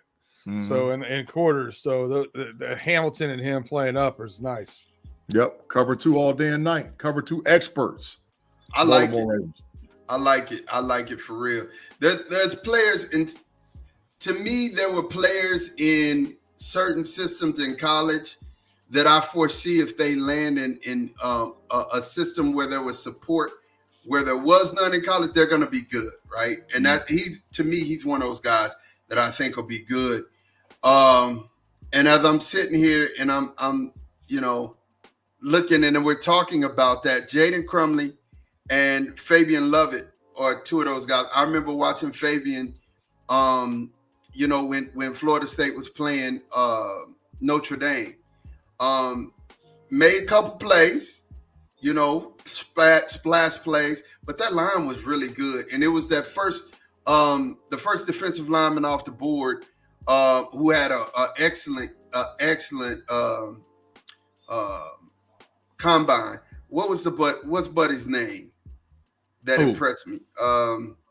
Florida State defensive end. Fisk. Braden Fisk. Yes, Fisk, he was yeah. really good. He was really good. But there was supporting cast around him. But this decision's easy for me, man. I'm gonna go. He played Western Michigan until last year. Yeah. This decision's easy for me though. Jaden Crumley. I'm going defensive tackle. We need one. And when y'all took Devontae Sweat, it made my heart heavy. Love it. Had him as a sleeper on the homies the other night. Yes, sir. Yes, sir. All right, man. B-Dirt. 7th round, 17th pick. Who you got? I feel like I had all my picks in already. Nope. Did I sure as heck got enough names down here for all my picks. When did McKinley Jackson go off, by the way? I didn't see him. I think he went in the 4th round. Let me see. Yeah, I'm pretty sure he did.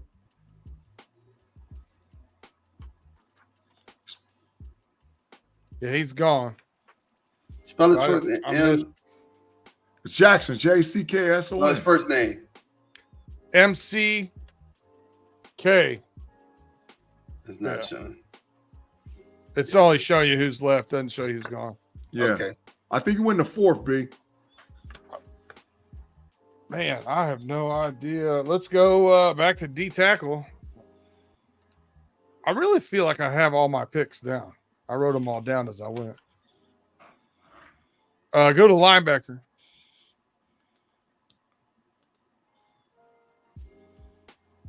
Pacers getting slapped. Big smacked. Oh. Shout out to Damian Hey, Tate. there's a player right there. There's a player right there. There's two players right there. I'm not going to mess up his name. I'm going to take the young man from Washington. Okay. Oh. Yeah, B-Dirt, I ain't being critical, bro, but there's no way at that value, with that depth, I would have passed on Ford, the linebacker from Texas, man. Hey, Ma, I ain't being biased either. Hey, Ma, you don't have to even consider a QB in any round. No, because number one, we got our backup. We got our backup, and then we still have Cooper Rush. Cooper Rush is still there. So, hey, he won games. You can say what you want to say, but he won games. Who gave the big ugly sound effect? Was that Pay? That was Pay. Pay said they trash. They trash. And I'm gonna be honest with you, because I know that Zim is gonna come, and that's one of the things that he's gonna do. I was gonna go Fabian Lovett, but after seeing Jalen Ford is still here, taking Jalen, man. Yeah, I would have. Yeah, I would have. Yeah, and that ain't a biased pick. Jalen Ford. If Jalen Ford's there in the 6th or the 7th, man, there's something went wrong. Something went wrong. Well, I mean, if nothing else, we got great special team play out of him, right? If nothing else, Baltimore Ravens on the clock. So, Ravens, last pick of the draft for the Ravens. You don't want to get in your brain at this point. Don't want to be too pedantic with it. You're not going to. It's not likely you find one of those. What's the quarterback from San Francisco? Brock Purdy. Brock Purdy. It's not typical you find a Brock Purdy at this point. So don't try to overthink it. Go out there and get best value, best player available. I'm gonna get my man Anoma out of Charlotte, down lineman. Let's bring him to the crib. Colt the Raven. All right, so they're grading our drafts. Now, and listen, there's a preference to the Steelers draft because we would have had Sean Stevens and we wouldn't have had Devontae Sweat. We would have had Mike Hall Jr. So I think that at least gets us a half a letter grade better. Not just yet. They haven't made the the grades yet. Is that what They they're didn't saying? grade it? Yeah, that's exactly what they're saying. But we look at the first round, get a chance to see that. Can you just show the whole picks from every team? Let me see. Not yet. For the first round. No, but he should be able to show each team's picks. Yeah, and it's The Bears, all their picks. Let me see. Yeah, it doesn't look like it's there yet. Oh, full results right there. Where? Second line. Oh yeah, I see it. There it is. Okay, first round, Caleb Williams, Dallas Turner. Yep. Can you go up and select team? Go up and Yeah, select. that's what we want to see. Yeah. Your results. There you go. No, you can't do it. You got to go down to what you was just doing, Mod. Yeah, we got to go that way. No way. All right, so it's crazy. PFF trash. Full trash. Caleb Williams. The Bears got Caleb Williams. There's no way I can pick on this. No. All right. So Caleb Williams, Dallas Turner. Good draft. And we're just gonna go by each team. If you what happened if you click on the Bears symbol? That don't do nothing. Yep, I tried it. Oh, okay. Yep. Let's see. Jalen Wright, running back from Tennessee. Yep. Y'all picked him up at pick number 75.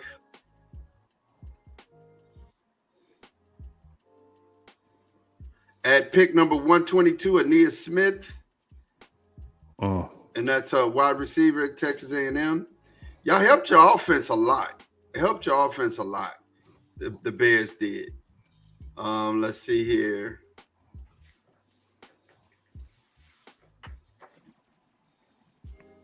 We only have 4 picks. Yep, that was all the Bears picks. All right. So the second person here would be the Bengals. Amaris Mims. You want me to read them off to you? Because I got them written down. Yeah, read them all. Amarius Mims, tackle, Georgia.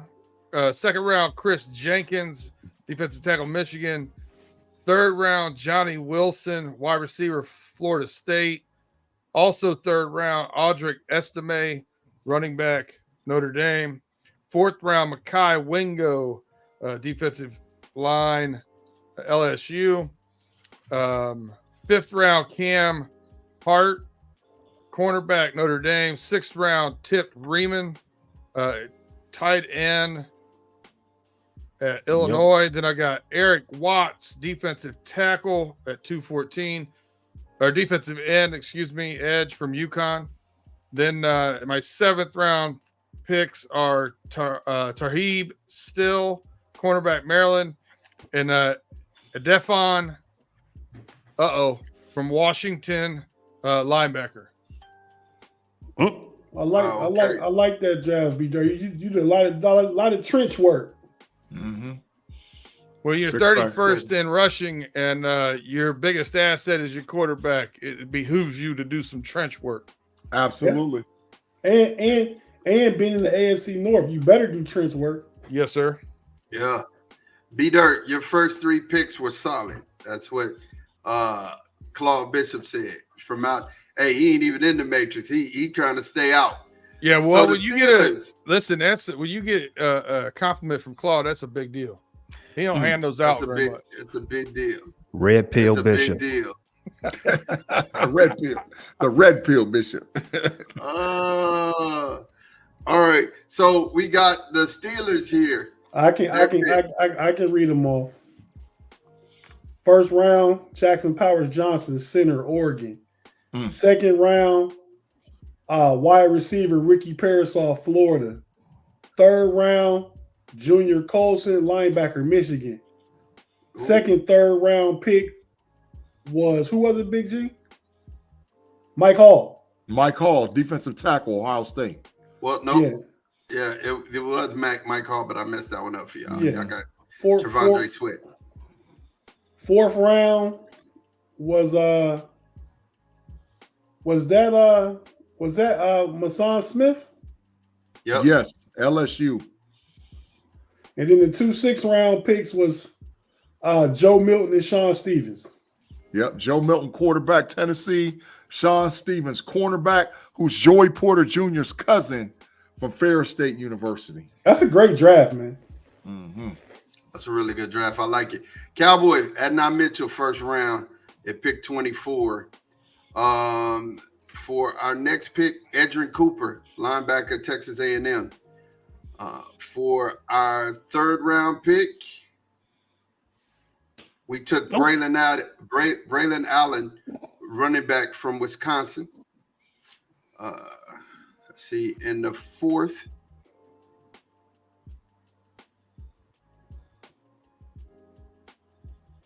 I don't think we had a fourth. Okay. Claude gave us a B plus. Tate, you see that? He gave us a B plus. Thanks, Claude. Mm-hmm. Josh Newton, cornerback, with our next pick. I like that pick a lot too. TCU, right? Uh-huh. I had him as a sleeper too because he dropped from what his stock would have been last year. Yeah. No, he was a really good corner last year. At 216, we took Jace McClellan, from Alabama. And we took Jaden Crumley, defensive tackle from Mississippi State at 233. And for our last pick, we took Jalen Ford. Pretty solid draft. I like that too. It's Crumedy, ain't it? Not Crumley. Crumedy. It's a D in there. Yeah, it's Crumedy. You're right. Okay. Yeah. So that is the Dallas Cowboys draft. I give myself a B plus. I like it. Now, what's Claude give you? That's what matters. Yeah, we need to see what Claude gave us. All right. And for the Ravens, you know your picks? That's funny, Ma. Go ahead and read them off. I got you. Not a problem. The Ravens had a really good draft. Relatively good. Let's see here. Ravens Kool-Aid had McKinstry. Yes, there you go. Kool-Aid McKinstry, cornerback. Purple Kool-Aid. In the first round. Let's see here. The best flavor, B Dirt.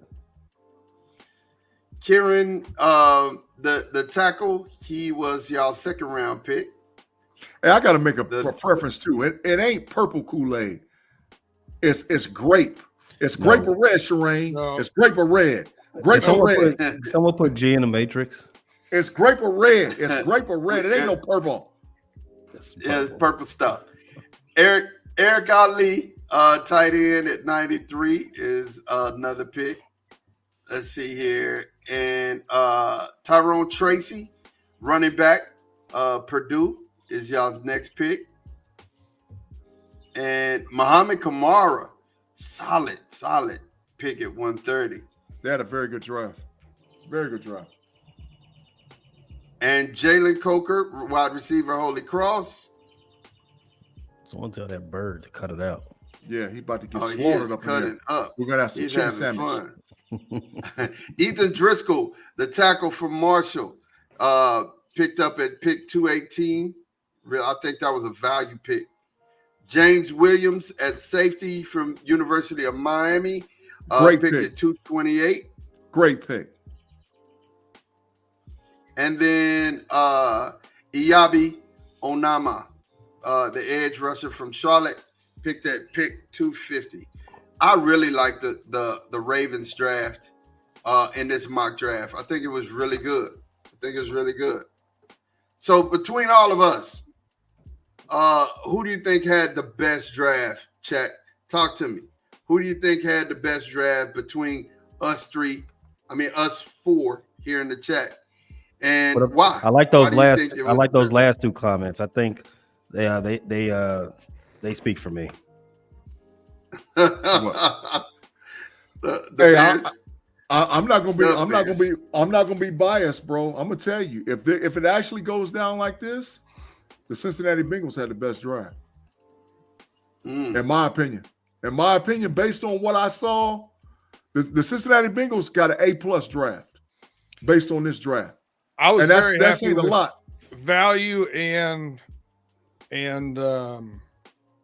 filling needs. I thought the way the draft fell, It just it led me, the way the draft fell led me to go where I went. So Cincinnati Bengals, I would give the Bengals an A+. Yeah, Claw's right. I would give the Bengals an A+. I would give probably the Baltimore Ravens an A-. The Steelers somewhere between an A- and a B+. The Bears probably a B, and the Cowboys probably a B. Okay, I like it. I like it. That's pretty. I'm humbled by that grade there, G. I appreciate it. Drafting for the Ravens. The Ravens had a lot of picks, so they had a lot of work to do. They had almost just as many picks as Dame Lillard has scored in this first half of this game right here. I mean, it's a lot. It was a lot of work to do. I appreciate that grade. And speaking of the playoffs, right now we got game one. The Bucks 65-35. They are doing the Lord's work over there, whooping up on the Pacers. Dame Lillard almost outscored the Pacers himself. Whooping up. No Giannis. No Giannis. Yeah, no Giannis. But you know what? Dame did this in Portland, so I wasn't really concerned about what Dame was going to do. The Clippers took care of business. No Kawhi. And they beat the Mavs. And they beat them down. They didn't just beat them. They beat them down. It wasn't even as close as a score. They smashed them boys. Kyrie was over there on the bench crying, talking about, come on, guys, we can do it all, whatever else. And they was killing they behind. When they get Kawhi back, they up out of there. Get Dallas going. Okay, Kyrie both had 33 and 31. Dallas is going to be up out of here quick. When do the NBA playoffs start? When the home team lose a game. Okay, and ain't no home team lost no game yet. Mm-hmm.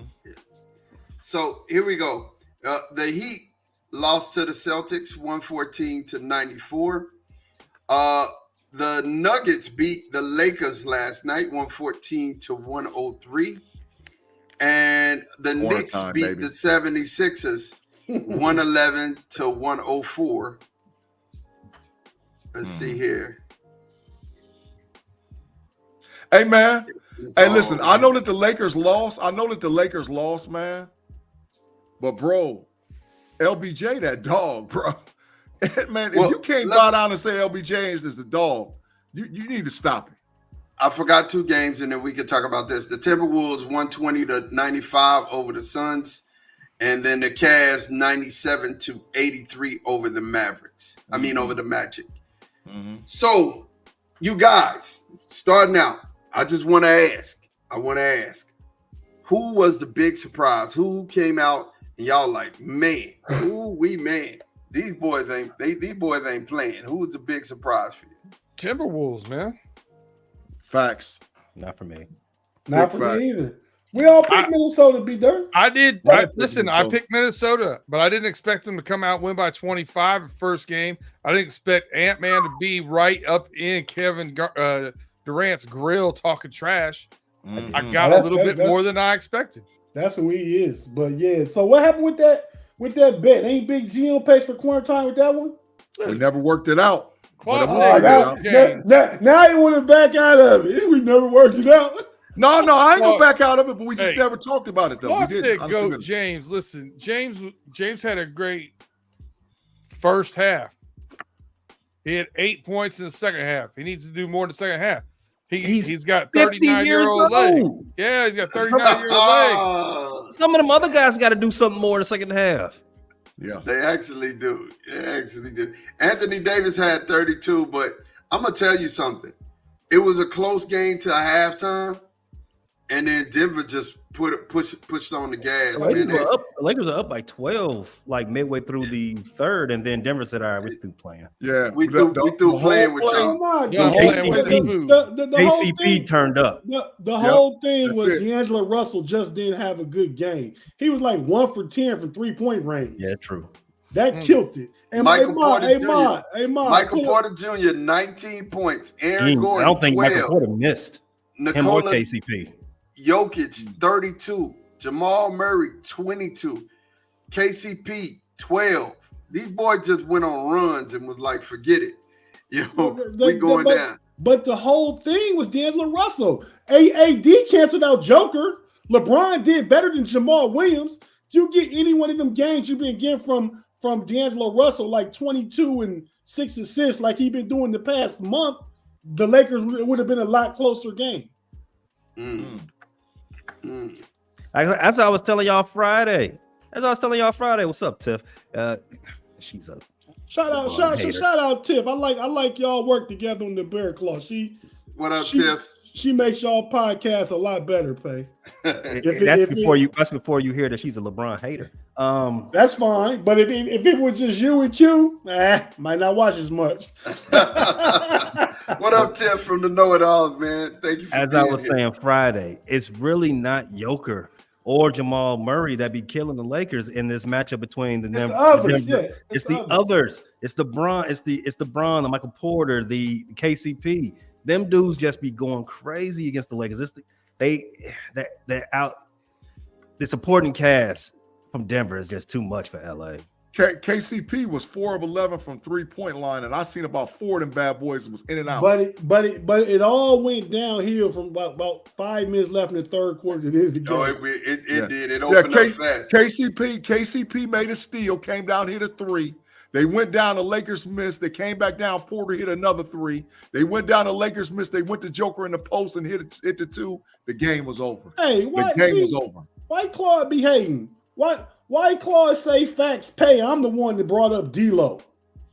Listen, I want to defend Pay though. Listen, he said facts. He said facts. D'Lo and Austin have to definitely play better. They only had 13 apiece. But he said facts. Other dudes they gotta play better. Pay. He said facts pay. Because I said them other LeBron is old. He's like 50 years old. There's some other dudes got to step it up. He's not supposed to be carrying his team at this age. You're right. Listen, I wanted to defend Q and Pay though, because Tiff does nice work on there. My favorite episode of all time, episode 69, is a download and save it, not just a listen to it. You got to save it. Anytime you're in a bad mood, play episode 69 of Bear Claw. You good. That was a big fact. I don't know what number it was. My favorite episode of the Bear Claw is when Tiff said Ryan Poles is a plant for the Steelers. Hey, I remember that episode clearly because you are 150% right. Ryan Poles does work for Pittsburgh. He's on our payroll. You better believe it. Look, so Tiff said, I don't hate LBJ. I respect what he's done and still doing. He's just not the GOAT. Amen. Because she loves from the shy. Let the church say. Represent Mike. Let the church say. Now, you read Tim's comment. What Claude's comments say about 2 comments up? Exactly. Goat cheese, baby. Goat James. There you go. Goat cheese. LBJ. He's y'all's GOAT. This is your king? This is your king? Look at your big play, your big trash, Michael Jordan, right hand. Yeah, but Big G. See, you lose credibility when you say trash. We're just saying of the two, LeBron is better. 21 years, still putting up 25, 8 and 8, whatever he's doing. Michael Jordan did never. If I could change one thing in history, I would have Jordan play against LeBron and they play. I've never heard anyone say the word trash and Michael Jordan in the same sentence unless they were talking about his jeans. I'm saying that because he took out the trash. Mine the big bite. Or his cologne.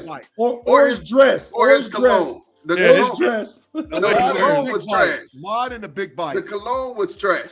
But hold up. I'm not even finna get into this disagreement. We're not gonna do it. But I'm just gonna tell you.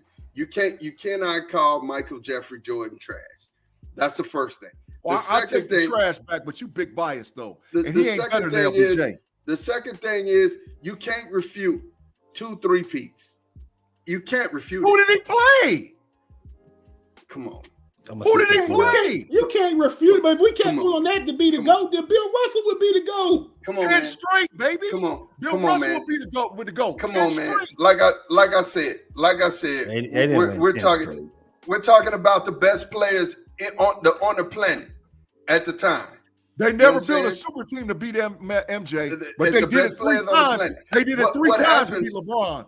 What happens is that you're painting yourself into a corner. I sent you a video. Jimmy High Roller, you should check it out. I love to hear. I love to hear. Call trash. He big trash. I love to hear good straight up big trash. I love to hear good debate on this thing. And what Jimmy Hirola said is you can't compare errors and keep saying errors are trash because you're painting yourself into the corner and you're going to say this next people's error, these next kids' error is going to be different.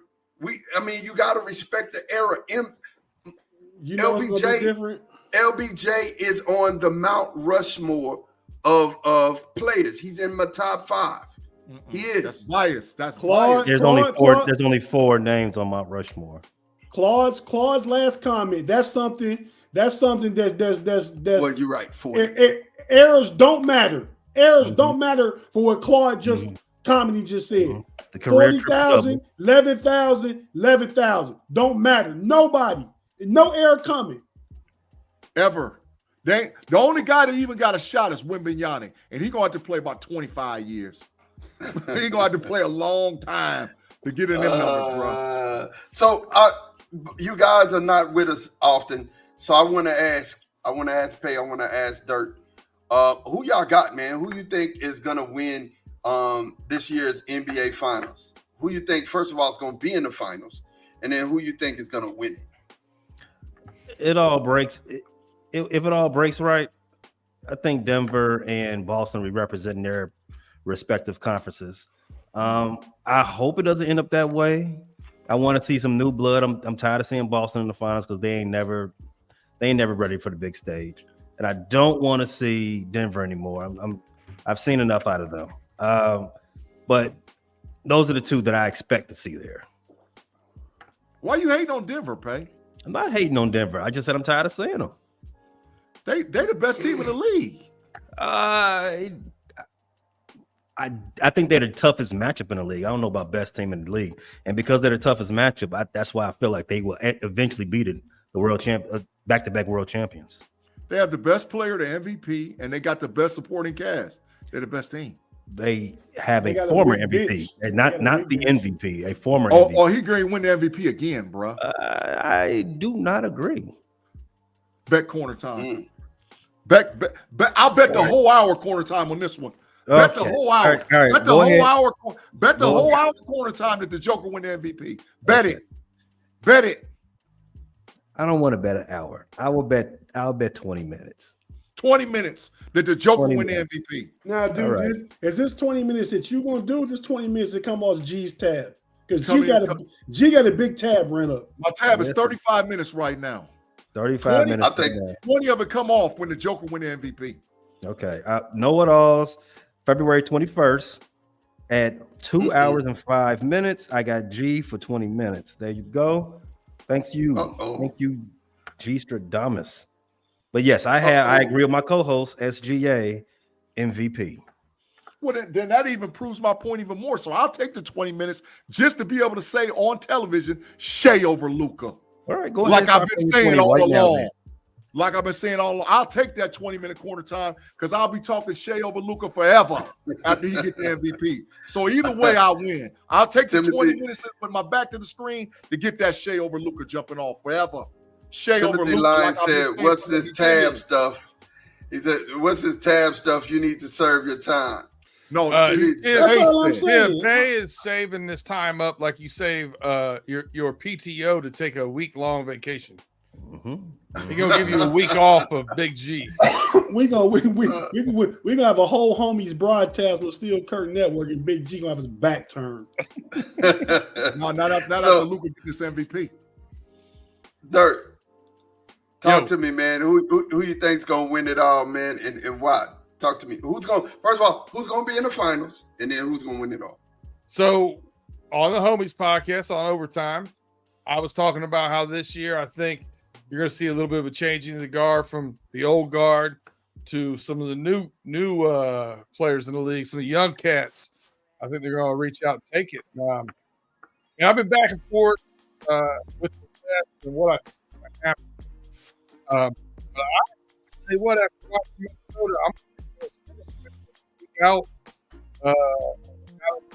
We'll take them to win the Western Conference Finals.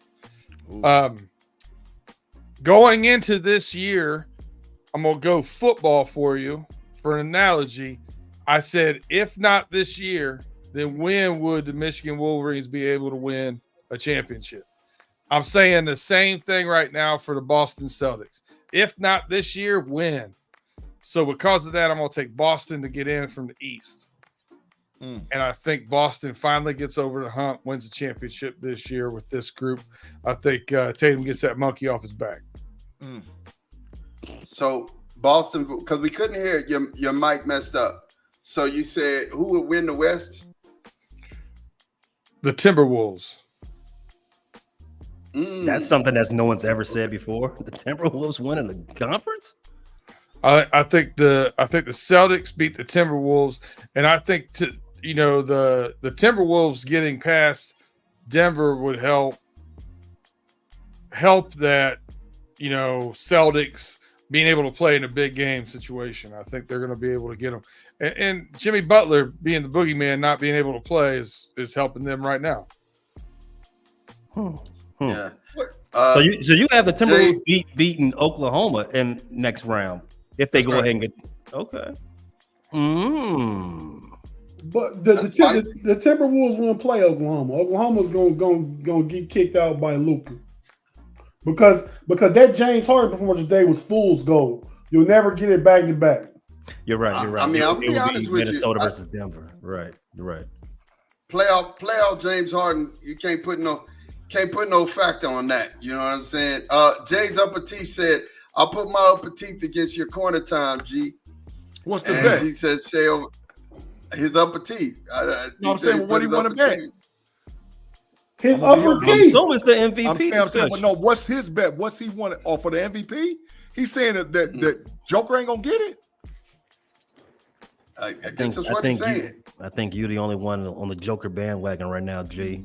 Check what I just sent y'all in our chat, and then come back and talk to you. No, Mr. Woodside said C's over Denver, Clips over Denver. Okay, all right. So that was B Dirt. B Dirt. I think C's over Denver. Celtics over Denver. Oh, okay. So I'm gonna tell you the truth. Honestly, I agree with B Dirt's take. It was spot on, man. If they don't win it this year, I mean, you might well forget it. You know what I'm saying? It's a wrap. I agree with your take. And Pay, definitely thank you for your juice, man. I know you don't want to see the two teams in there, but man, I mean, look, bro, like Denver's like that, man. I mean, Denver's like that. They are. I mean, I wish I could hate and put somebody. I mean, I wish I can do the G thing and just move teams out the way just to fit my fancy, but I gotta give Denver they props. I don't think they're the best team. 1 to 12. I do think they're the worst matchup for anybody, just because they can come at you for so many angles. No Diddy, but no doubt. It is what it is. I had to sit through it. I had to sit through the Spurs championships. I sit through the Denver's championships too. Yeah, Tate. I need to ask you before we get off of this, man. Before we switch gears, talk to me about the Cavs, man. How you feeling? They look good yesterday, man. Not offensively, but defensively to hold the team to 85 points. They had Orlando to 85 points. Evan Mobley came out aggressive, hit 2 threes, was 2 of 4 from 3, scored 16 points in the first half. Him and Jared Allen controlled the paint. Both had double-doubles. Jared Allen had 18 and 16. Evan Mobley had like 16 and 12. And just 11. Okay. And just the defense. I mean, so Darius Garland. Oh my God. They were in their back pocket yesterday. They played D. They played D. Darius Garland didn't have a good game. 14 and 8 is okay. Donovan Mitchell scored 30. With back spasms. But he played defense though. But he was pushed by the veterans, Niang, Tristan Thompson, Marcus Morris. Don't show no pain. Go out there and just play your game. Don't let them know you hurt. And that's what we was missing last year, that edge, that toughness. And now the Cavs have it with some of the players they acquired. Max Strus had 9 boards. I mean, I like the way the Cavs look. Now I need them just to go ahead and step on the throats of Orlando on Tuesday night and go ahead and go 2-0 at home. Go up 2-0. I like it. G, you have anything to add?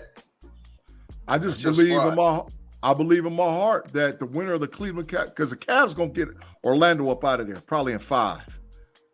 But I believe in my heart the winner of the Boston Celtics Cleveland Cavaliers series is going to represent the East in the championship. Whoever wins that series is going to go at it. And whoever wins out of Cleveland and Boston, they're going to represent the East in the chip. I mean, it'd be an argument that the best 3 teams on the other side with Philly, the Knicks, and Milwaukee. Yeah, I hear it. But I think the winner of that series, the Cavs and the Celtics, is going to represent the East in the chip. Gee, man, I'm gonna tell you the truth, bro. Did you move off the Knicks too fast, bro? Did you move off the Knicks too fast? The Knicks and garbage John Starks, I could care less. Adios. Where my sign at? Philly still gonna come back and take that. You think Philly gonna come back and take it? Philly gonna take that. I picked him already. Embiid ain't right. No, he ain't. That's what. Right. I mean, he's really not. Yeah, if Embiid was healthy, I would agree that that you can make an argument that the better teams are on the other side of the bracket. But then you pick Philly, Pay? I did, but I didn't pick Philly to win the conference against the Knicks, though. We talking about the Knicks. Yeah, but I'm going back to your take about you can make an argument that the better conference in the Eastern Conference were on the other side. Yeah, so on this side, we got Orlando, we got Miami, we got Boston, which is the best team, and Cleveland. So you don't think Philly, Milwaukee, and the Knicks are better than what's on the other side? Well, if you're putting strength on strength, this bracket versus that bracket, then that side of the bracket is right. I mean, so for G to say whoever wins Boston, and Cleveland is going to the Eastern Conference, and you still got to deal with either the Knicks or either Milwaukee or either. I agree with both. If you're saying, because I thought you were saying you can make an argument that one of those 3 teams are the best team in the entire East. No, best side as a collective. Okay, the best side of maybe as a collective, that's a better side.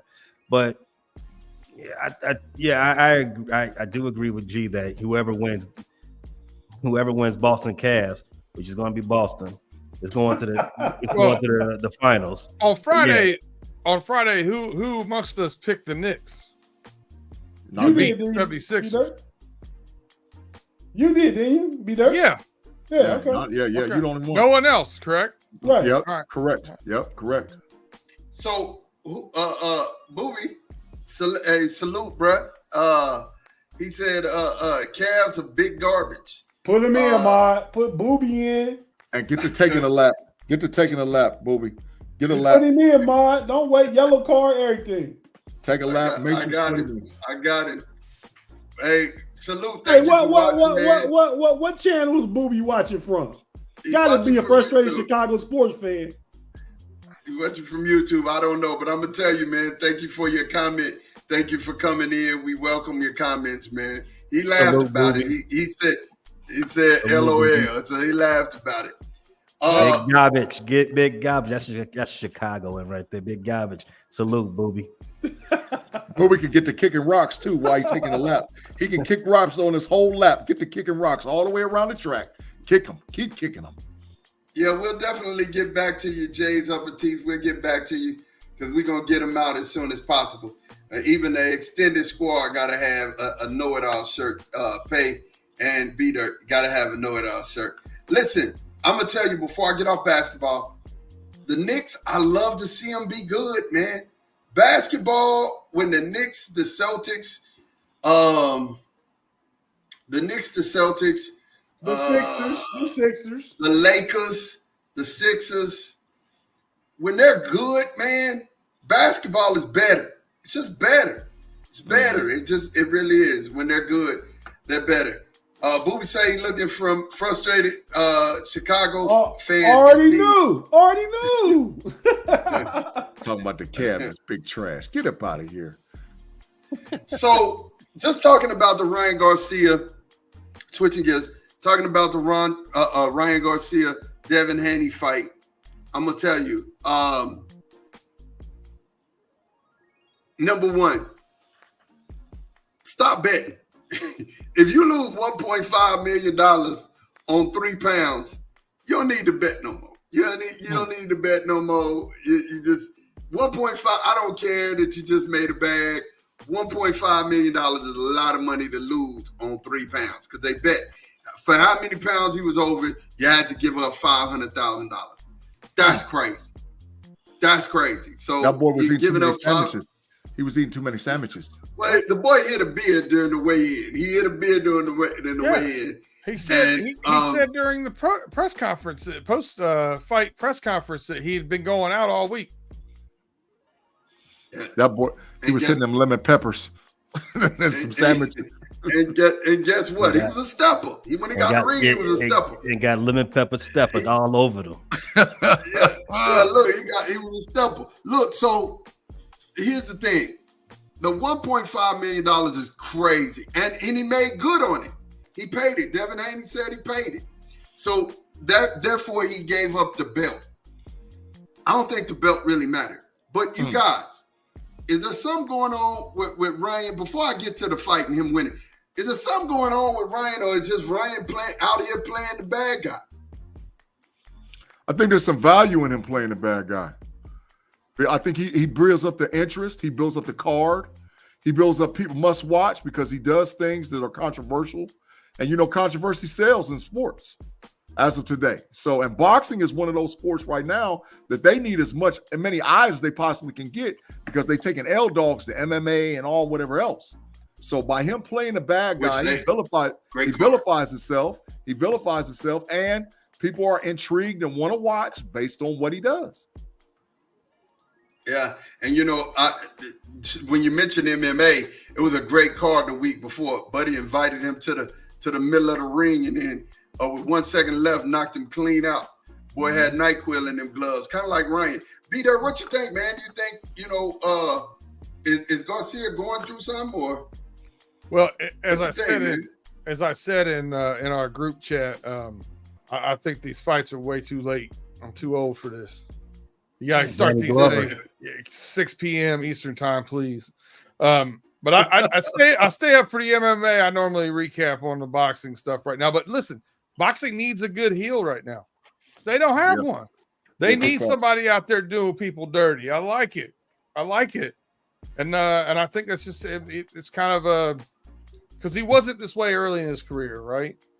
So no. I think he's doing it for the clicks, the whatever. The only heel we got right now in boxing are YouTube guys, right?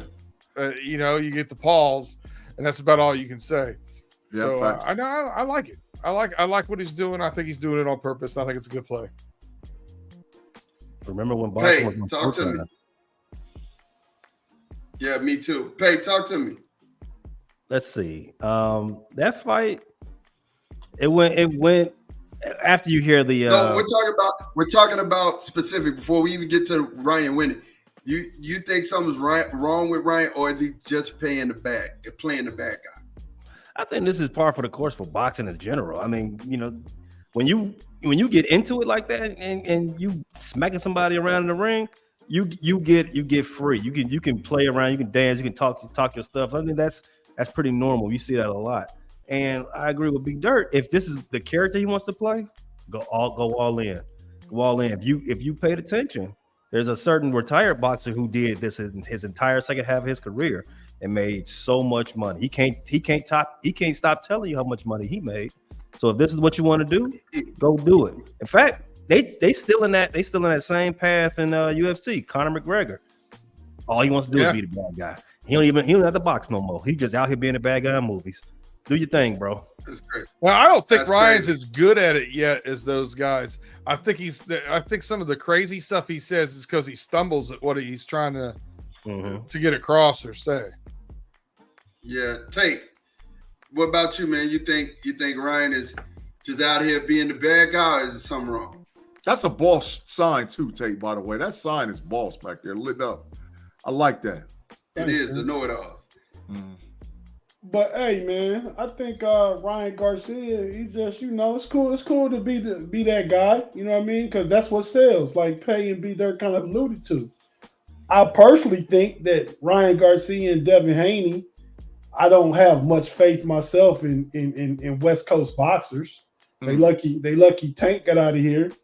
I mean, you know, they skilled, they don't got no chin and they soft. So, you know, shout out to East Coast boxers. Philly, Baltimore, New York City, Detroit, all those guys. Everybody west of the West is called a bullet. Everybody west of the Mississippi caught one. Look out for those straight. I ain't even gonna lie to you, man. Hey, same thing about those Texas boxers. That's why old boy I thought was gonna win. What's his name? I forgot his name. He got beat so bad. Boy, you wrong for that. Who I'm talking about, Ma? Dallas fighter. Oh my gosh, I'm trying to stay Look, up. I know. Well, everybody said Bud Crawford. That's who Bud Crawford, when that Texas boy put hands on him. They put hands on him. He beat him. It looked like Martin. Come on, who the boxer I'm talking about? I'm trying to remember. I'm trying to remember. But I'm trying to get. Hey, you know me. I know we talked about it on one of our shows, and that. Hey, tell me, man, dude, the beast. Big cooked. He was Spence. big cooked. Talking about Spence. Earl Spence. Big cooked. Earl Spence. Big cooked. Yeah. Errol. Look, Errol. Errol. I'm gonna tell you, he made Texas look bad, man. He did make us look bad. I ain't gonna front. It's a lot of land in Texas, man. You made the whole state look bad. The optics didn't look good, man. Hey, but look, I'm gonna tell you like this, for real. Ryan Garcia had NyQuil in his gloves last night. Devin Haney got caught. He got caught off guard. He knew that the right hook, the left hook was dangerous. But he got caught with it. When you say he had NyQuil in his gloves, do he got NyQuil in his gloves like Antonio Margarita did back in the day? Nah. Let me tell you something. He ain't cheating. He ain't cheating then. No, he ain't cheating. I'm gonna tell you. Tank said something that was and he said it before this fight. He totally said, you know, Ryan Garcia is really a good fighter. He's one of the best I've ever fought. And that came from Tank himself, right? The Tanknician Tank. So I think it was wrong for Devin Haney to go in there thinking that he was finna big boy you, you know, and then, like I said, he got caught with that left hook, and the rest was history. You know, the rest was history. And, you know, he almost hurt himself. That's why I wonder if something's going on, because he was hitting the boy while they were when they were in the clutch. And the ref was separating him. He lost the point on that. Dang near lost the fight behind it. You know what I'm saying? So I'll say this. Ryan Garcia is he's 25. Great young talent. Devin Haney just lost his first fight. 32-1. You know, it's like this. Boxing is still wide open. Tank is the man. And everybody else, I mean, we ain't even looking at heavyweights, which is the heavyweights should be the creme de la creme of boxing. And I mean, you know, we watch it sometime, but we this is where the names are. You know what I'm saying? So to see Devin Haney lose to Ryan Garcia after Ryan Garcia lost to Tank, it just made me have a greater appreciation of Tank, man. What final thoughts about the fight, you guys? Anybody else have one final thought about the fight? I just want to know what's the next best thing on the next card, because I was trying to listen to it a little bit last night, and they was you know how they preview and talk about upcoming fights. What's the next best fight? That's what I want to know from y'all. So of course it's Mike Tyson and Jake Paul. I mean, Mike Tyson is the guy, but Usyk and Fury are fighting in May, and I mean they're the heavyweights. That's where you should be, right? Yeah, Fury. But, Fury. You know, but I mean, Crawford's fighting again against Israel Madrimov. When is that, Peter? August 3rd. Yeah. Yeah, going up to 154. No, he's going up from 154. He's going up again. Yeah.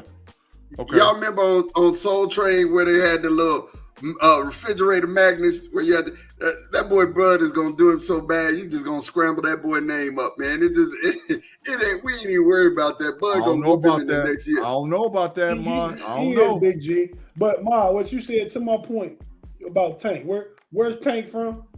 From the East Coast, man. Okay. Yeah, East Coast. Okay. From BMO, and he is a dog. He is what he done really bought credibility back to the East Coast after Meek Mill lost it, but we won't talk about that.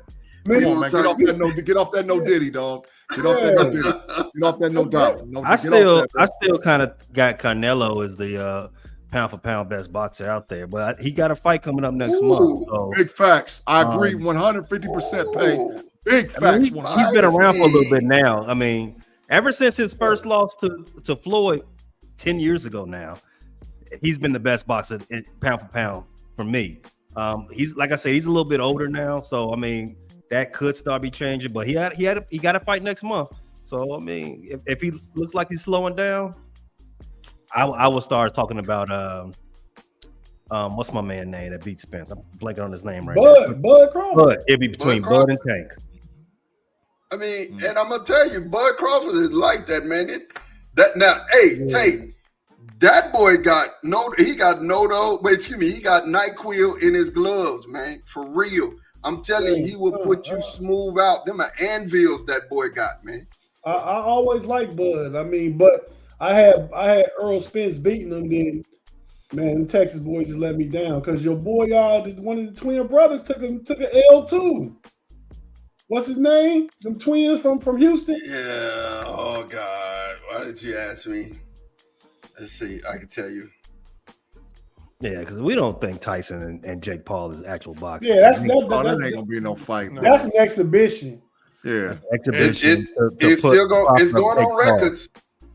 No, it's going on records though. On Jake Paul's a record that's not sanctioned by anybody. No, they're putting it on a record. He said if he loses, going on Tyson's record. Oh, Tyson gonna take the ball, bro. He gonna talking about the Charlo twins. Charlo, yeah, you're right.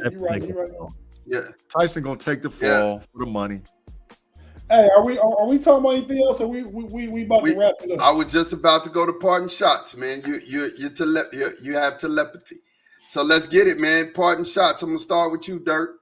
Give them to me, man. All right, my parting shot is this: top 5 worst biases in the KnoItAllZ podcast land. Number 5, me with my Michigan Wolverines. Bias, I'll admit to it. Number 4, Pay, the Tar Heels. Too biased on them. I'm going to give you number 4. Number 3, Big G and his Ohio State Buckeyes. Number 2, Mod, Dallas Cowboys. I know I'm not number 1, so I'm not in it. And number 1, Mod with Texas, the University of Texas, the state of Texas, the roadmap of Texas, anything Texas, the barbecue, the whole shebang. The big bias. Hey, Big Dirt. So that would make me the least biased of the KnoItAllZ crew. I'll let you on that one. Yes, least biased of the KnoItAllZ crew. I'll take the Buckeye bias. That's fine. I'll take the Buckeye bias. That's fine. Thank you, B-Dirt. Hey, listen, Mod almost went 3, then you at 2, and then Mod back at 1. But I kept them together. It should have happened. Look, it should have happened. B-Dirt, I'm going to display my bias on the 7th when what is it? What's the date? I think it's the 7th September at 7 p.m. Yeah, I'm gonna be 12 noon kickoff. 12 noon. Okay. I watched the Amazing. We'll be in the big house. I'm gonna be in the big house. It's a Fox noon game. Hey, I watched the Amazing Blue spring game yesterday, man. Y'all might be in for a little work. They in for a big butt whooping. Just like I told Ray Jack. I told Ray Jack same thing. He gonna put up talking about the short horns are finally going to play. Look, we own you. That's our other house. We ain't worried about y'all. It's gonna be a good game. Listen, it's gonna be the last 5 minutes of the fourth quarter. I'm gonna record it live and put it on the KnoItAllZ just so we can watch Ma sit there and take the punishment. And when all the Michigan fans get to talk about hail to the victors, because they're gonna beat the brake shoes off of Texas, man. It's gonna get ugly. Listen to me.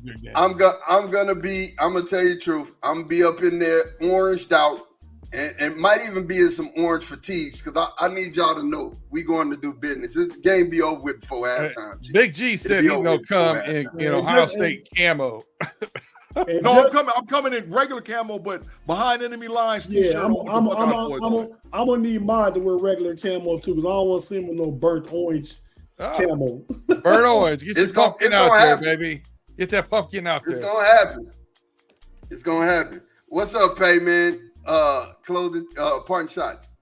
I liked where B Derby took this, man, because I've been sitting on the top 5 list for a couple of days. I got a top 5 list. Top 5 worst decisions made by an athlete. Number 5. Ron Artest running into the stands of Detroit in 2003. The rumble in the palace. The malice in the palace. Was not one of his better decisions. Number 4, Ryan Lochte lying to the police about what happened the night before while he was in the Rio Olympics. Ended his career.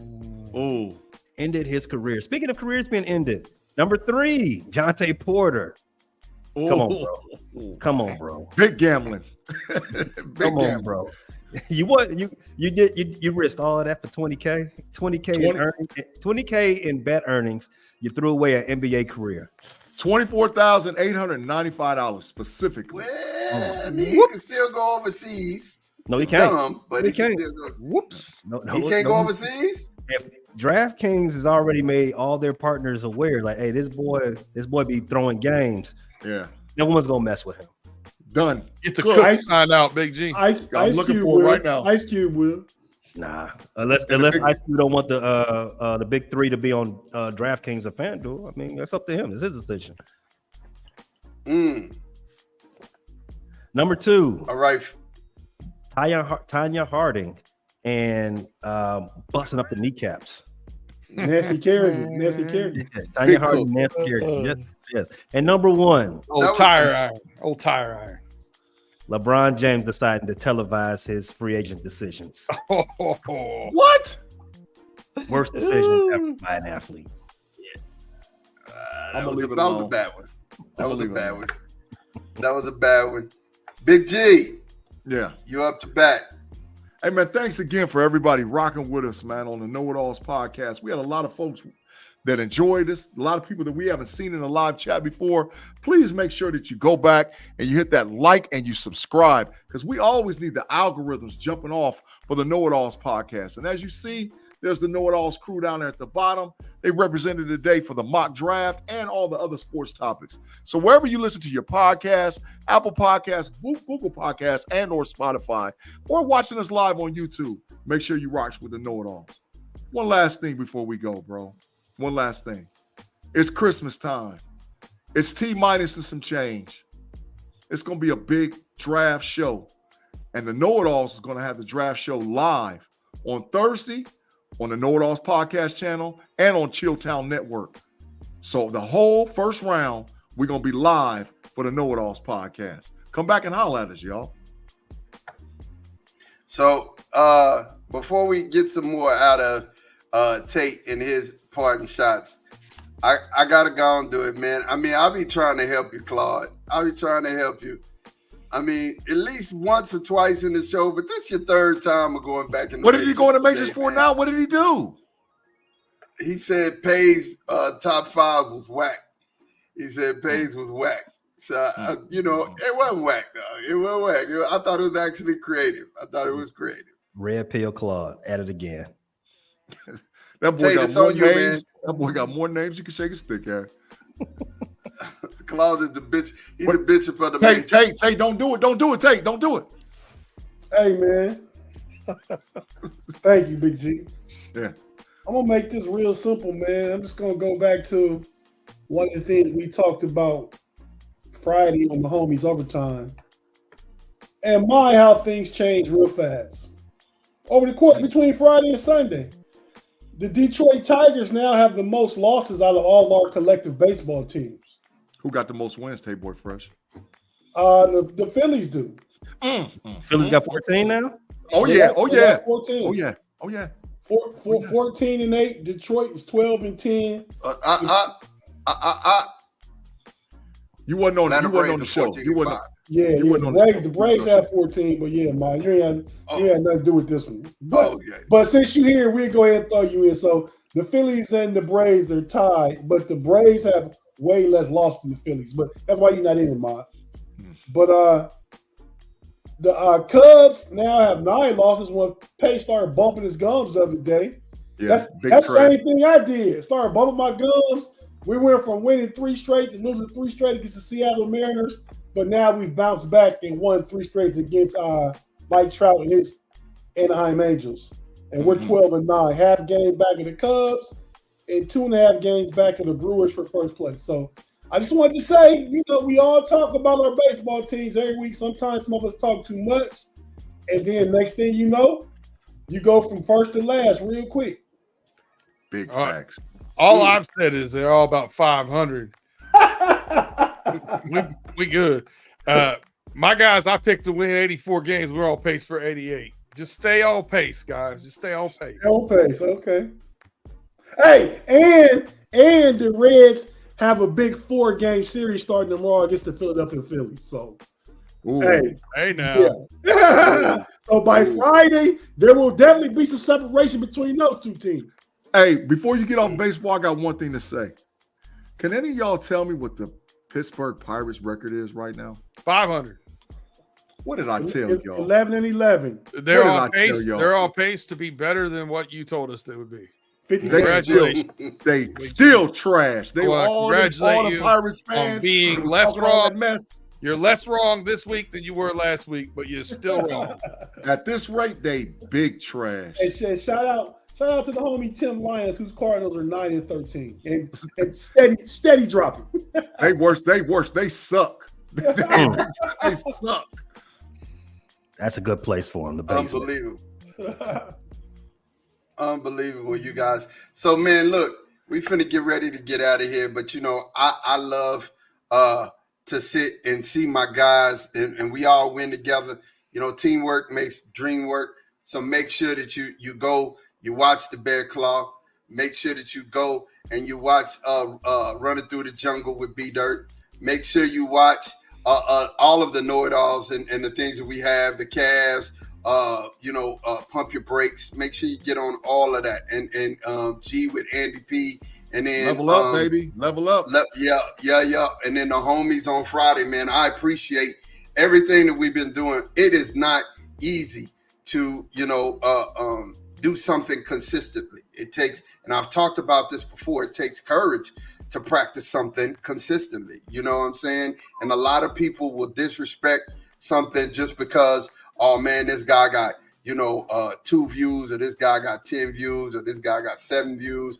Look, we're all out here. We're doing this together, and I respect anybody who's going to put some type of work and hustle behind what we're doing. Now, I have to say, this is Mod's moment. Wait, time out, bro, before you do it. Is that a real thing over there in the live chat? Anthony Edwards said, I'm the best player in the league. The internet got you again, G. They got me. I got smoked. My bad. But yeah, he did say it though. But that ain't Anthony Edwards. Okay. He did say he's the best player. How y'all know Anthony Edwards ain't watching right now? Look. So here's what I gotta say. Here's what I gotta say, you guys, for real. When it comes down to it, we sit and we look at the things that we're doing, and we get caught in old habits. We get caught in old ways of doing things. We get caught in old ways of expressing ourselves. And I'm going to tell you, the way that things have changed, it's a new wave, it's a new market, it's a new day. You have to sit, and if you don't have any type of digital expression or no way of digitally making money while you sleep, you need to do that. Don't be so stuck in your ways that you're looking at what's happening now and saying, I'm not going to do that. Because one of the things, I'm going to tell a story, and this is real quick. One of the things that kept me from starting a podcast for a long time was because I was like, I don't want to seem like that guy. I don't want to seem like that guy that, always has opinions, always has the answers. And the first time that Tate and G and I got on the phone, we were like, man, we actually know it all. Between the three of us, we know it all. We do know it all. And, not being facetious or any type of way. I love what we're doing. I love what we have. I love what we're building. And that can happen for you. That can happen for you. That can happen for you and your team. Support your next man's dreams. Don't be sitting up, like, I'm just going to tear this person down, because it takes no effort to be a critic. I'm gonna say it again because maybe you missed it. I gotta shout it for the people in the back. It takes no effort to be a critic. And it takes a whole bunch of effort for these men to give up an hour, 2 hours of their weekend or an hour, 2 hours of their day to do a podcast. And we're here for you guys, man. I love what we're doing. I love how we're doing it. We're definitely doing it. But I want you guys to understand, look, it's a different wave. It's not your dad's economy. It's not your dad's where you get up, where you trade your time for money. People are making money on the internet. People are making gains on the internet, and they're sharing truths on the internet. Most of the time, I always go a personal thing, but I wanted to put this out here for text so that everybody could hear it. You know what I'm saying? Support the next man's thing. Always, because how is somebody going to support you if you've not shown support? So show support for other people. Make sure shout out to Jay Tuck, who's got a massive crowd. I appreciate him. Shout out to Chilltown Hoops, massive crowd. I appreciate them for giving us the opportunity. And what we're going to continue to do is we're going to master gas. Myself, Big G, B Dirt, Pay, we're going to continue to pick them up and put them down. We thank all of the chat generals. We thank all of you guys out here. Tom. We thank Claude. We love you, Claude, even though you go to the Matrix a lot. We love you, man. Timothy Lyons, Afton, where's my guy? Jay Steve, Mr. Woodside. I'm gonna forget names because I'm bad with them, but I thank all of you guys for being here in the chat. That's Marge Moments, man. Make sure you're being supportive. Make sure you support another man's dream so they can support yours. Somebody's getting fined because they're watching on the back. It ain't me. That was G. It was definitely G. That was G. That was not me. Never was that me. Never. G's in the comments. G's in the comments defending his beard. That's you. Somebody lying because it wasn't me. Somebody got the big fine. I admit to mine. Hey, but Claude's last comment though. Let me see. Claude said, I really appreciate you guys, even though a couple of you don't know anything about sports. Big G, but a great show as always. One more game before we get off the live show. In the Matrix you go, Claude. One more time in the Matrix. Last time. Man. One last time. We love you, man. We love you. You have to go back to the Matrix, man. Listen, thank you guys for watching. Make sure... Where is the line? You're good by me, Claude. Oh, wow. We thank you guys for watching. Make sure that you like and subscribe. Hit the like button before you get out the door and exit. Look, we got a big show coming for you because you're going to see a lot of these same guys back in here on Thursday because you know what Thursday is. Big G talked about it. It is draft day. So the KnoItAllZ will be here on draft day. Our draft show is going to be 3 hours, and we're going to get it. I'm live. I'm excited. It's a live draft show, right? It is a live draft show. I am super excited about it. I bet, Big G, I bet all the quarantine you want that Pay nailed his first round pick in the mock draft, his first pick. You know who's great with writing this stuff down? B Dirt. If we got people right, make sure that you tell us who got what right. Tell us who got what right, because you know all of our picks. That's true, but that's kind of hard to do with that PFF mock draft, though. Yeah, it was a rough one. It was the worst ever. It was rough, but I think you'll remember the most. You'll remember the most out of all of us because you're good at that. So, hey man, I don't got anything else. Anybody else got anything before we close these doors? The Green Bay era is nobody. Over. Chicago Green Bears. Goes from Green Bay to Detroit now. Look, we out of here. We gonna holler at y'all, man. Peace. Thank y'all for rocking with us again. I love you all. We out of here. Peace.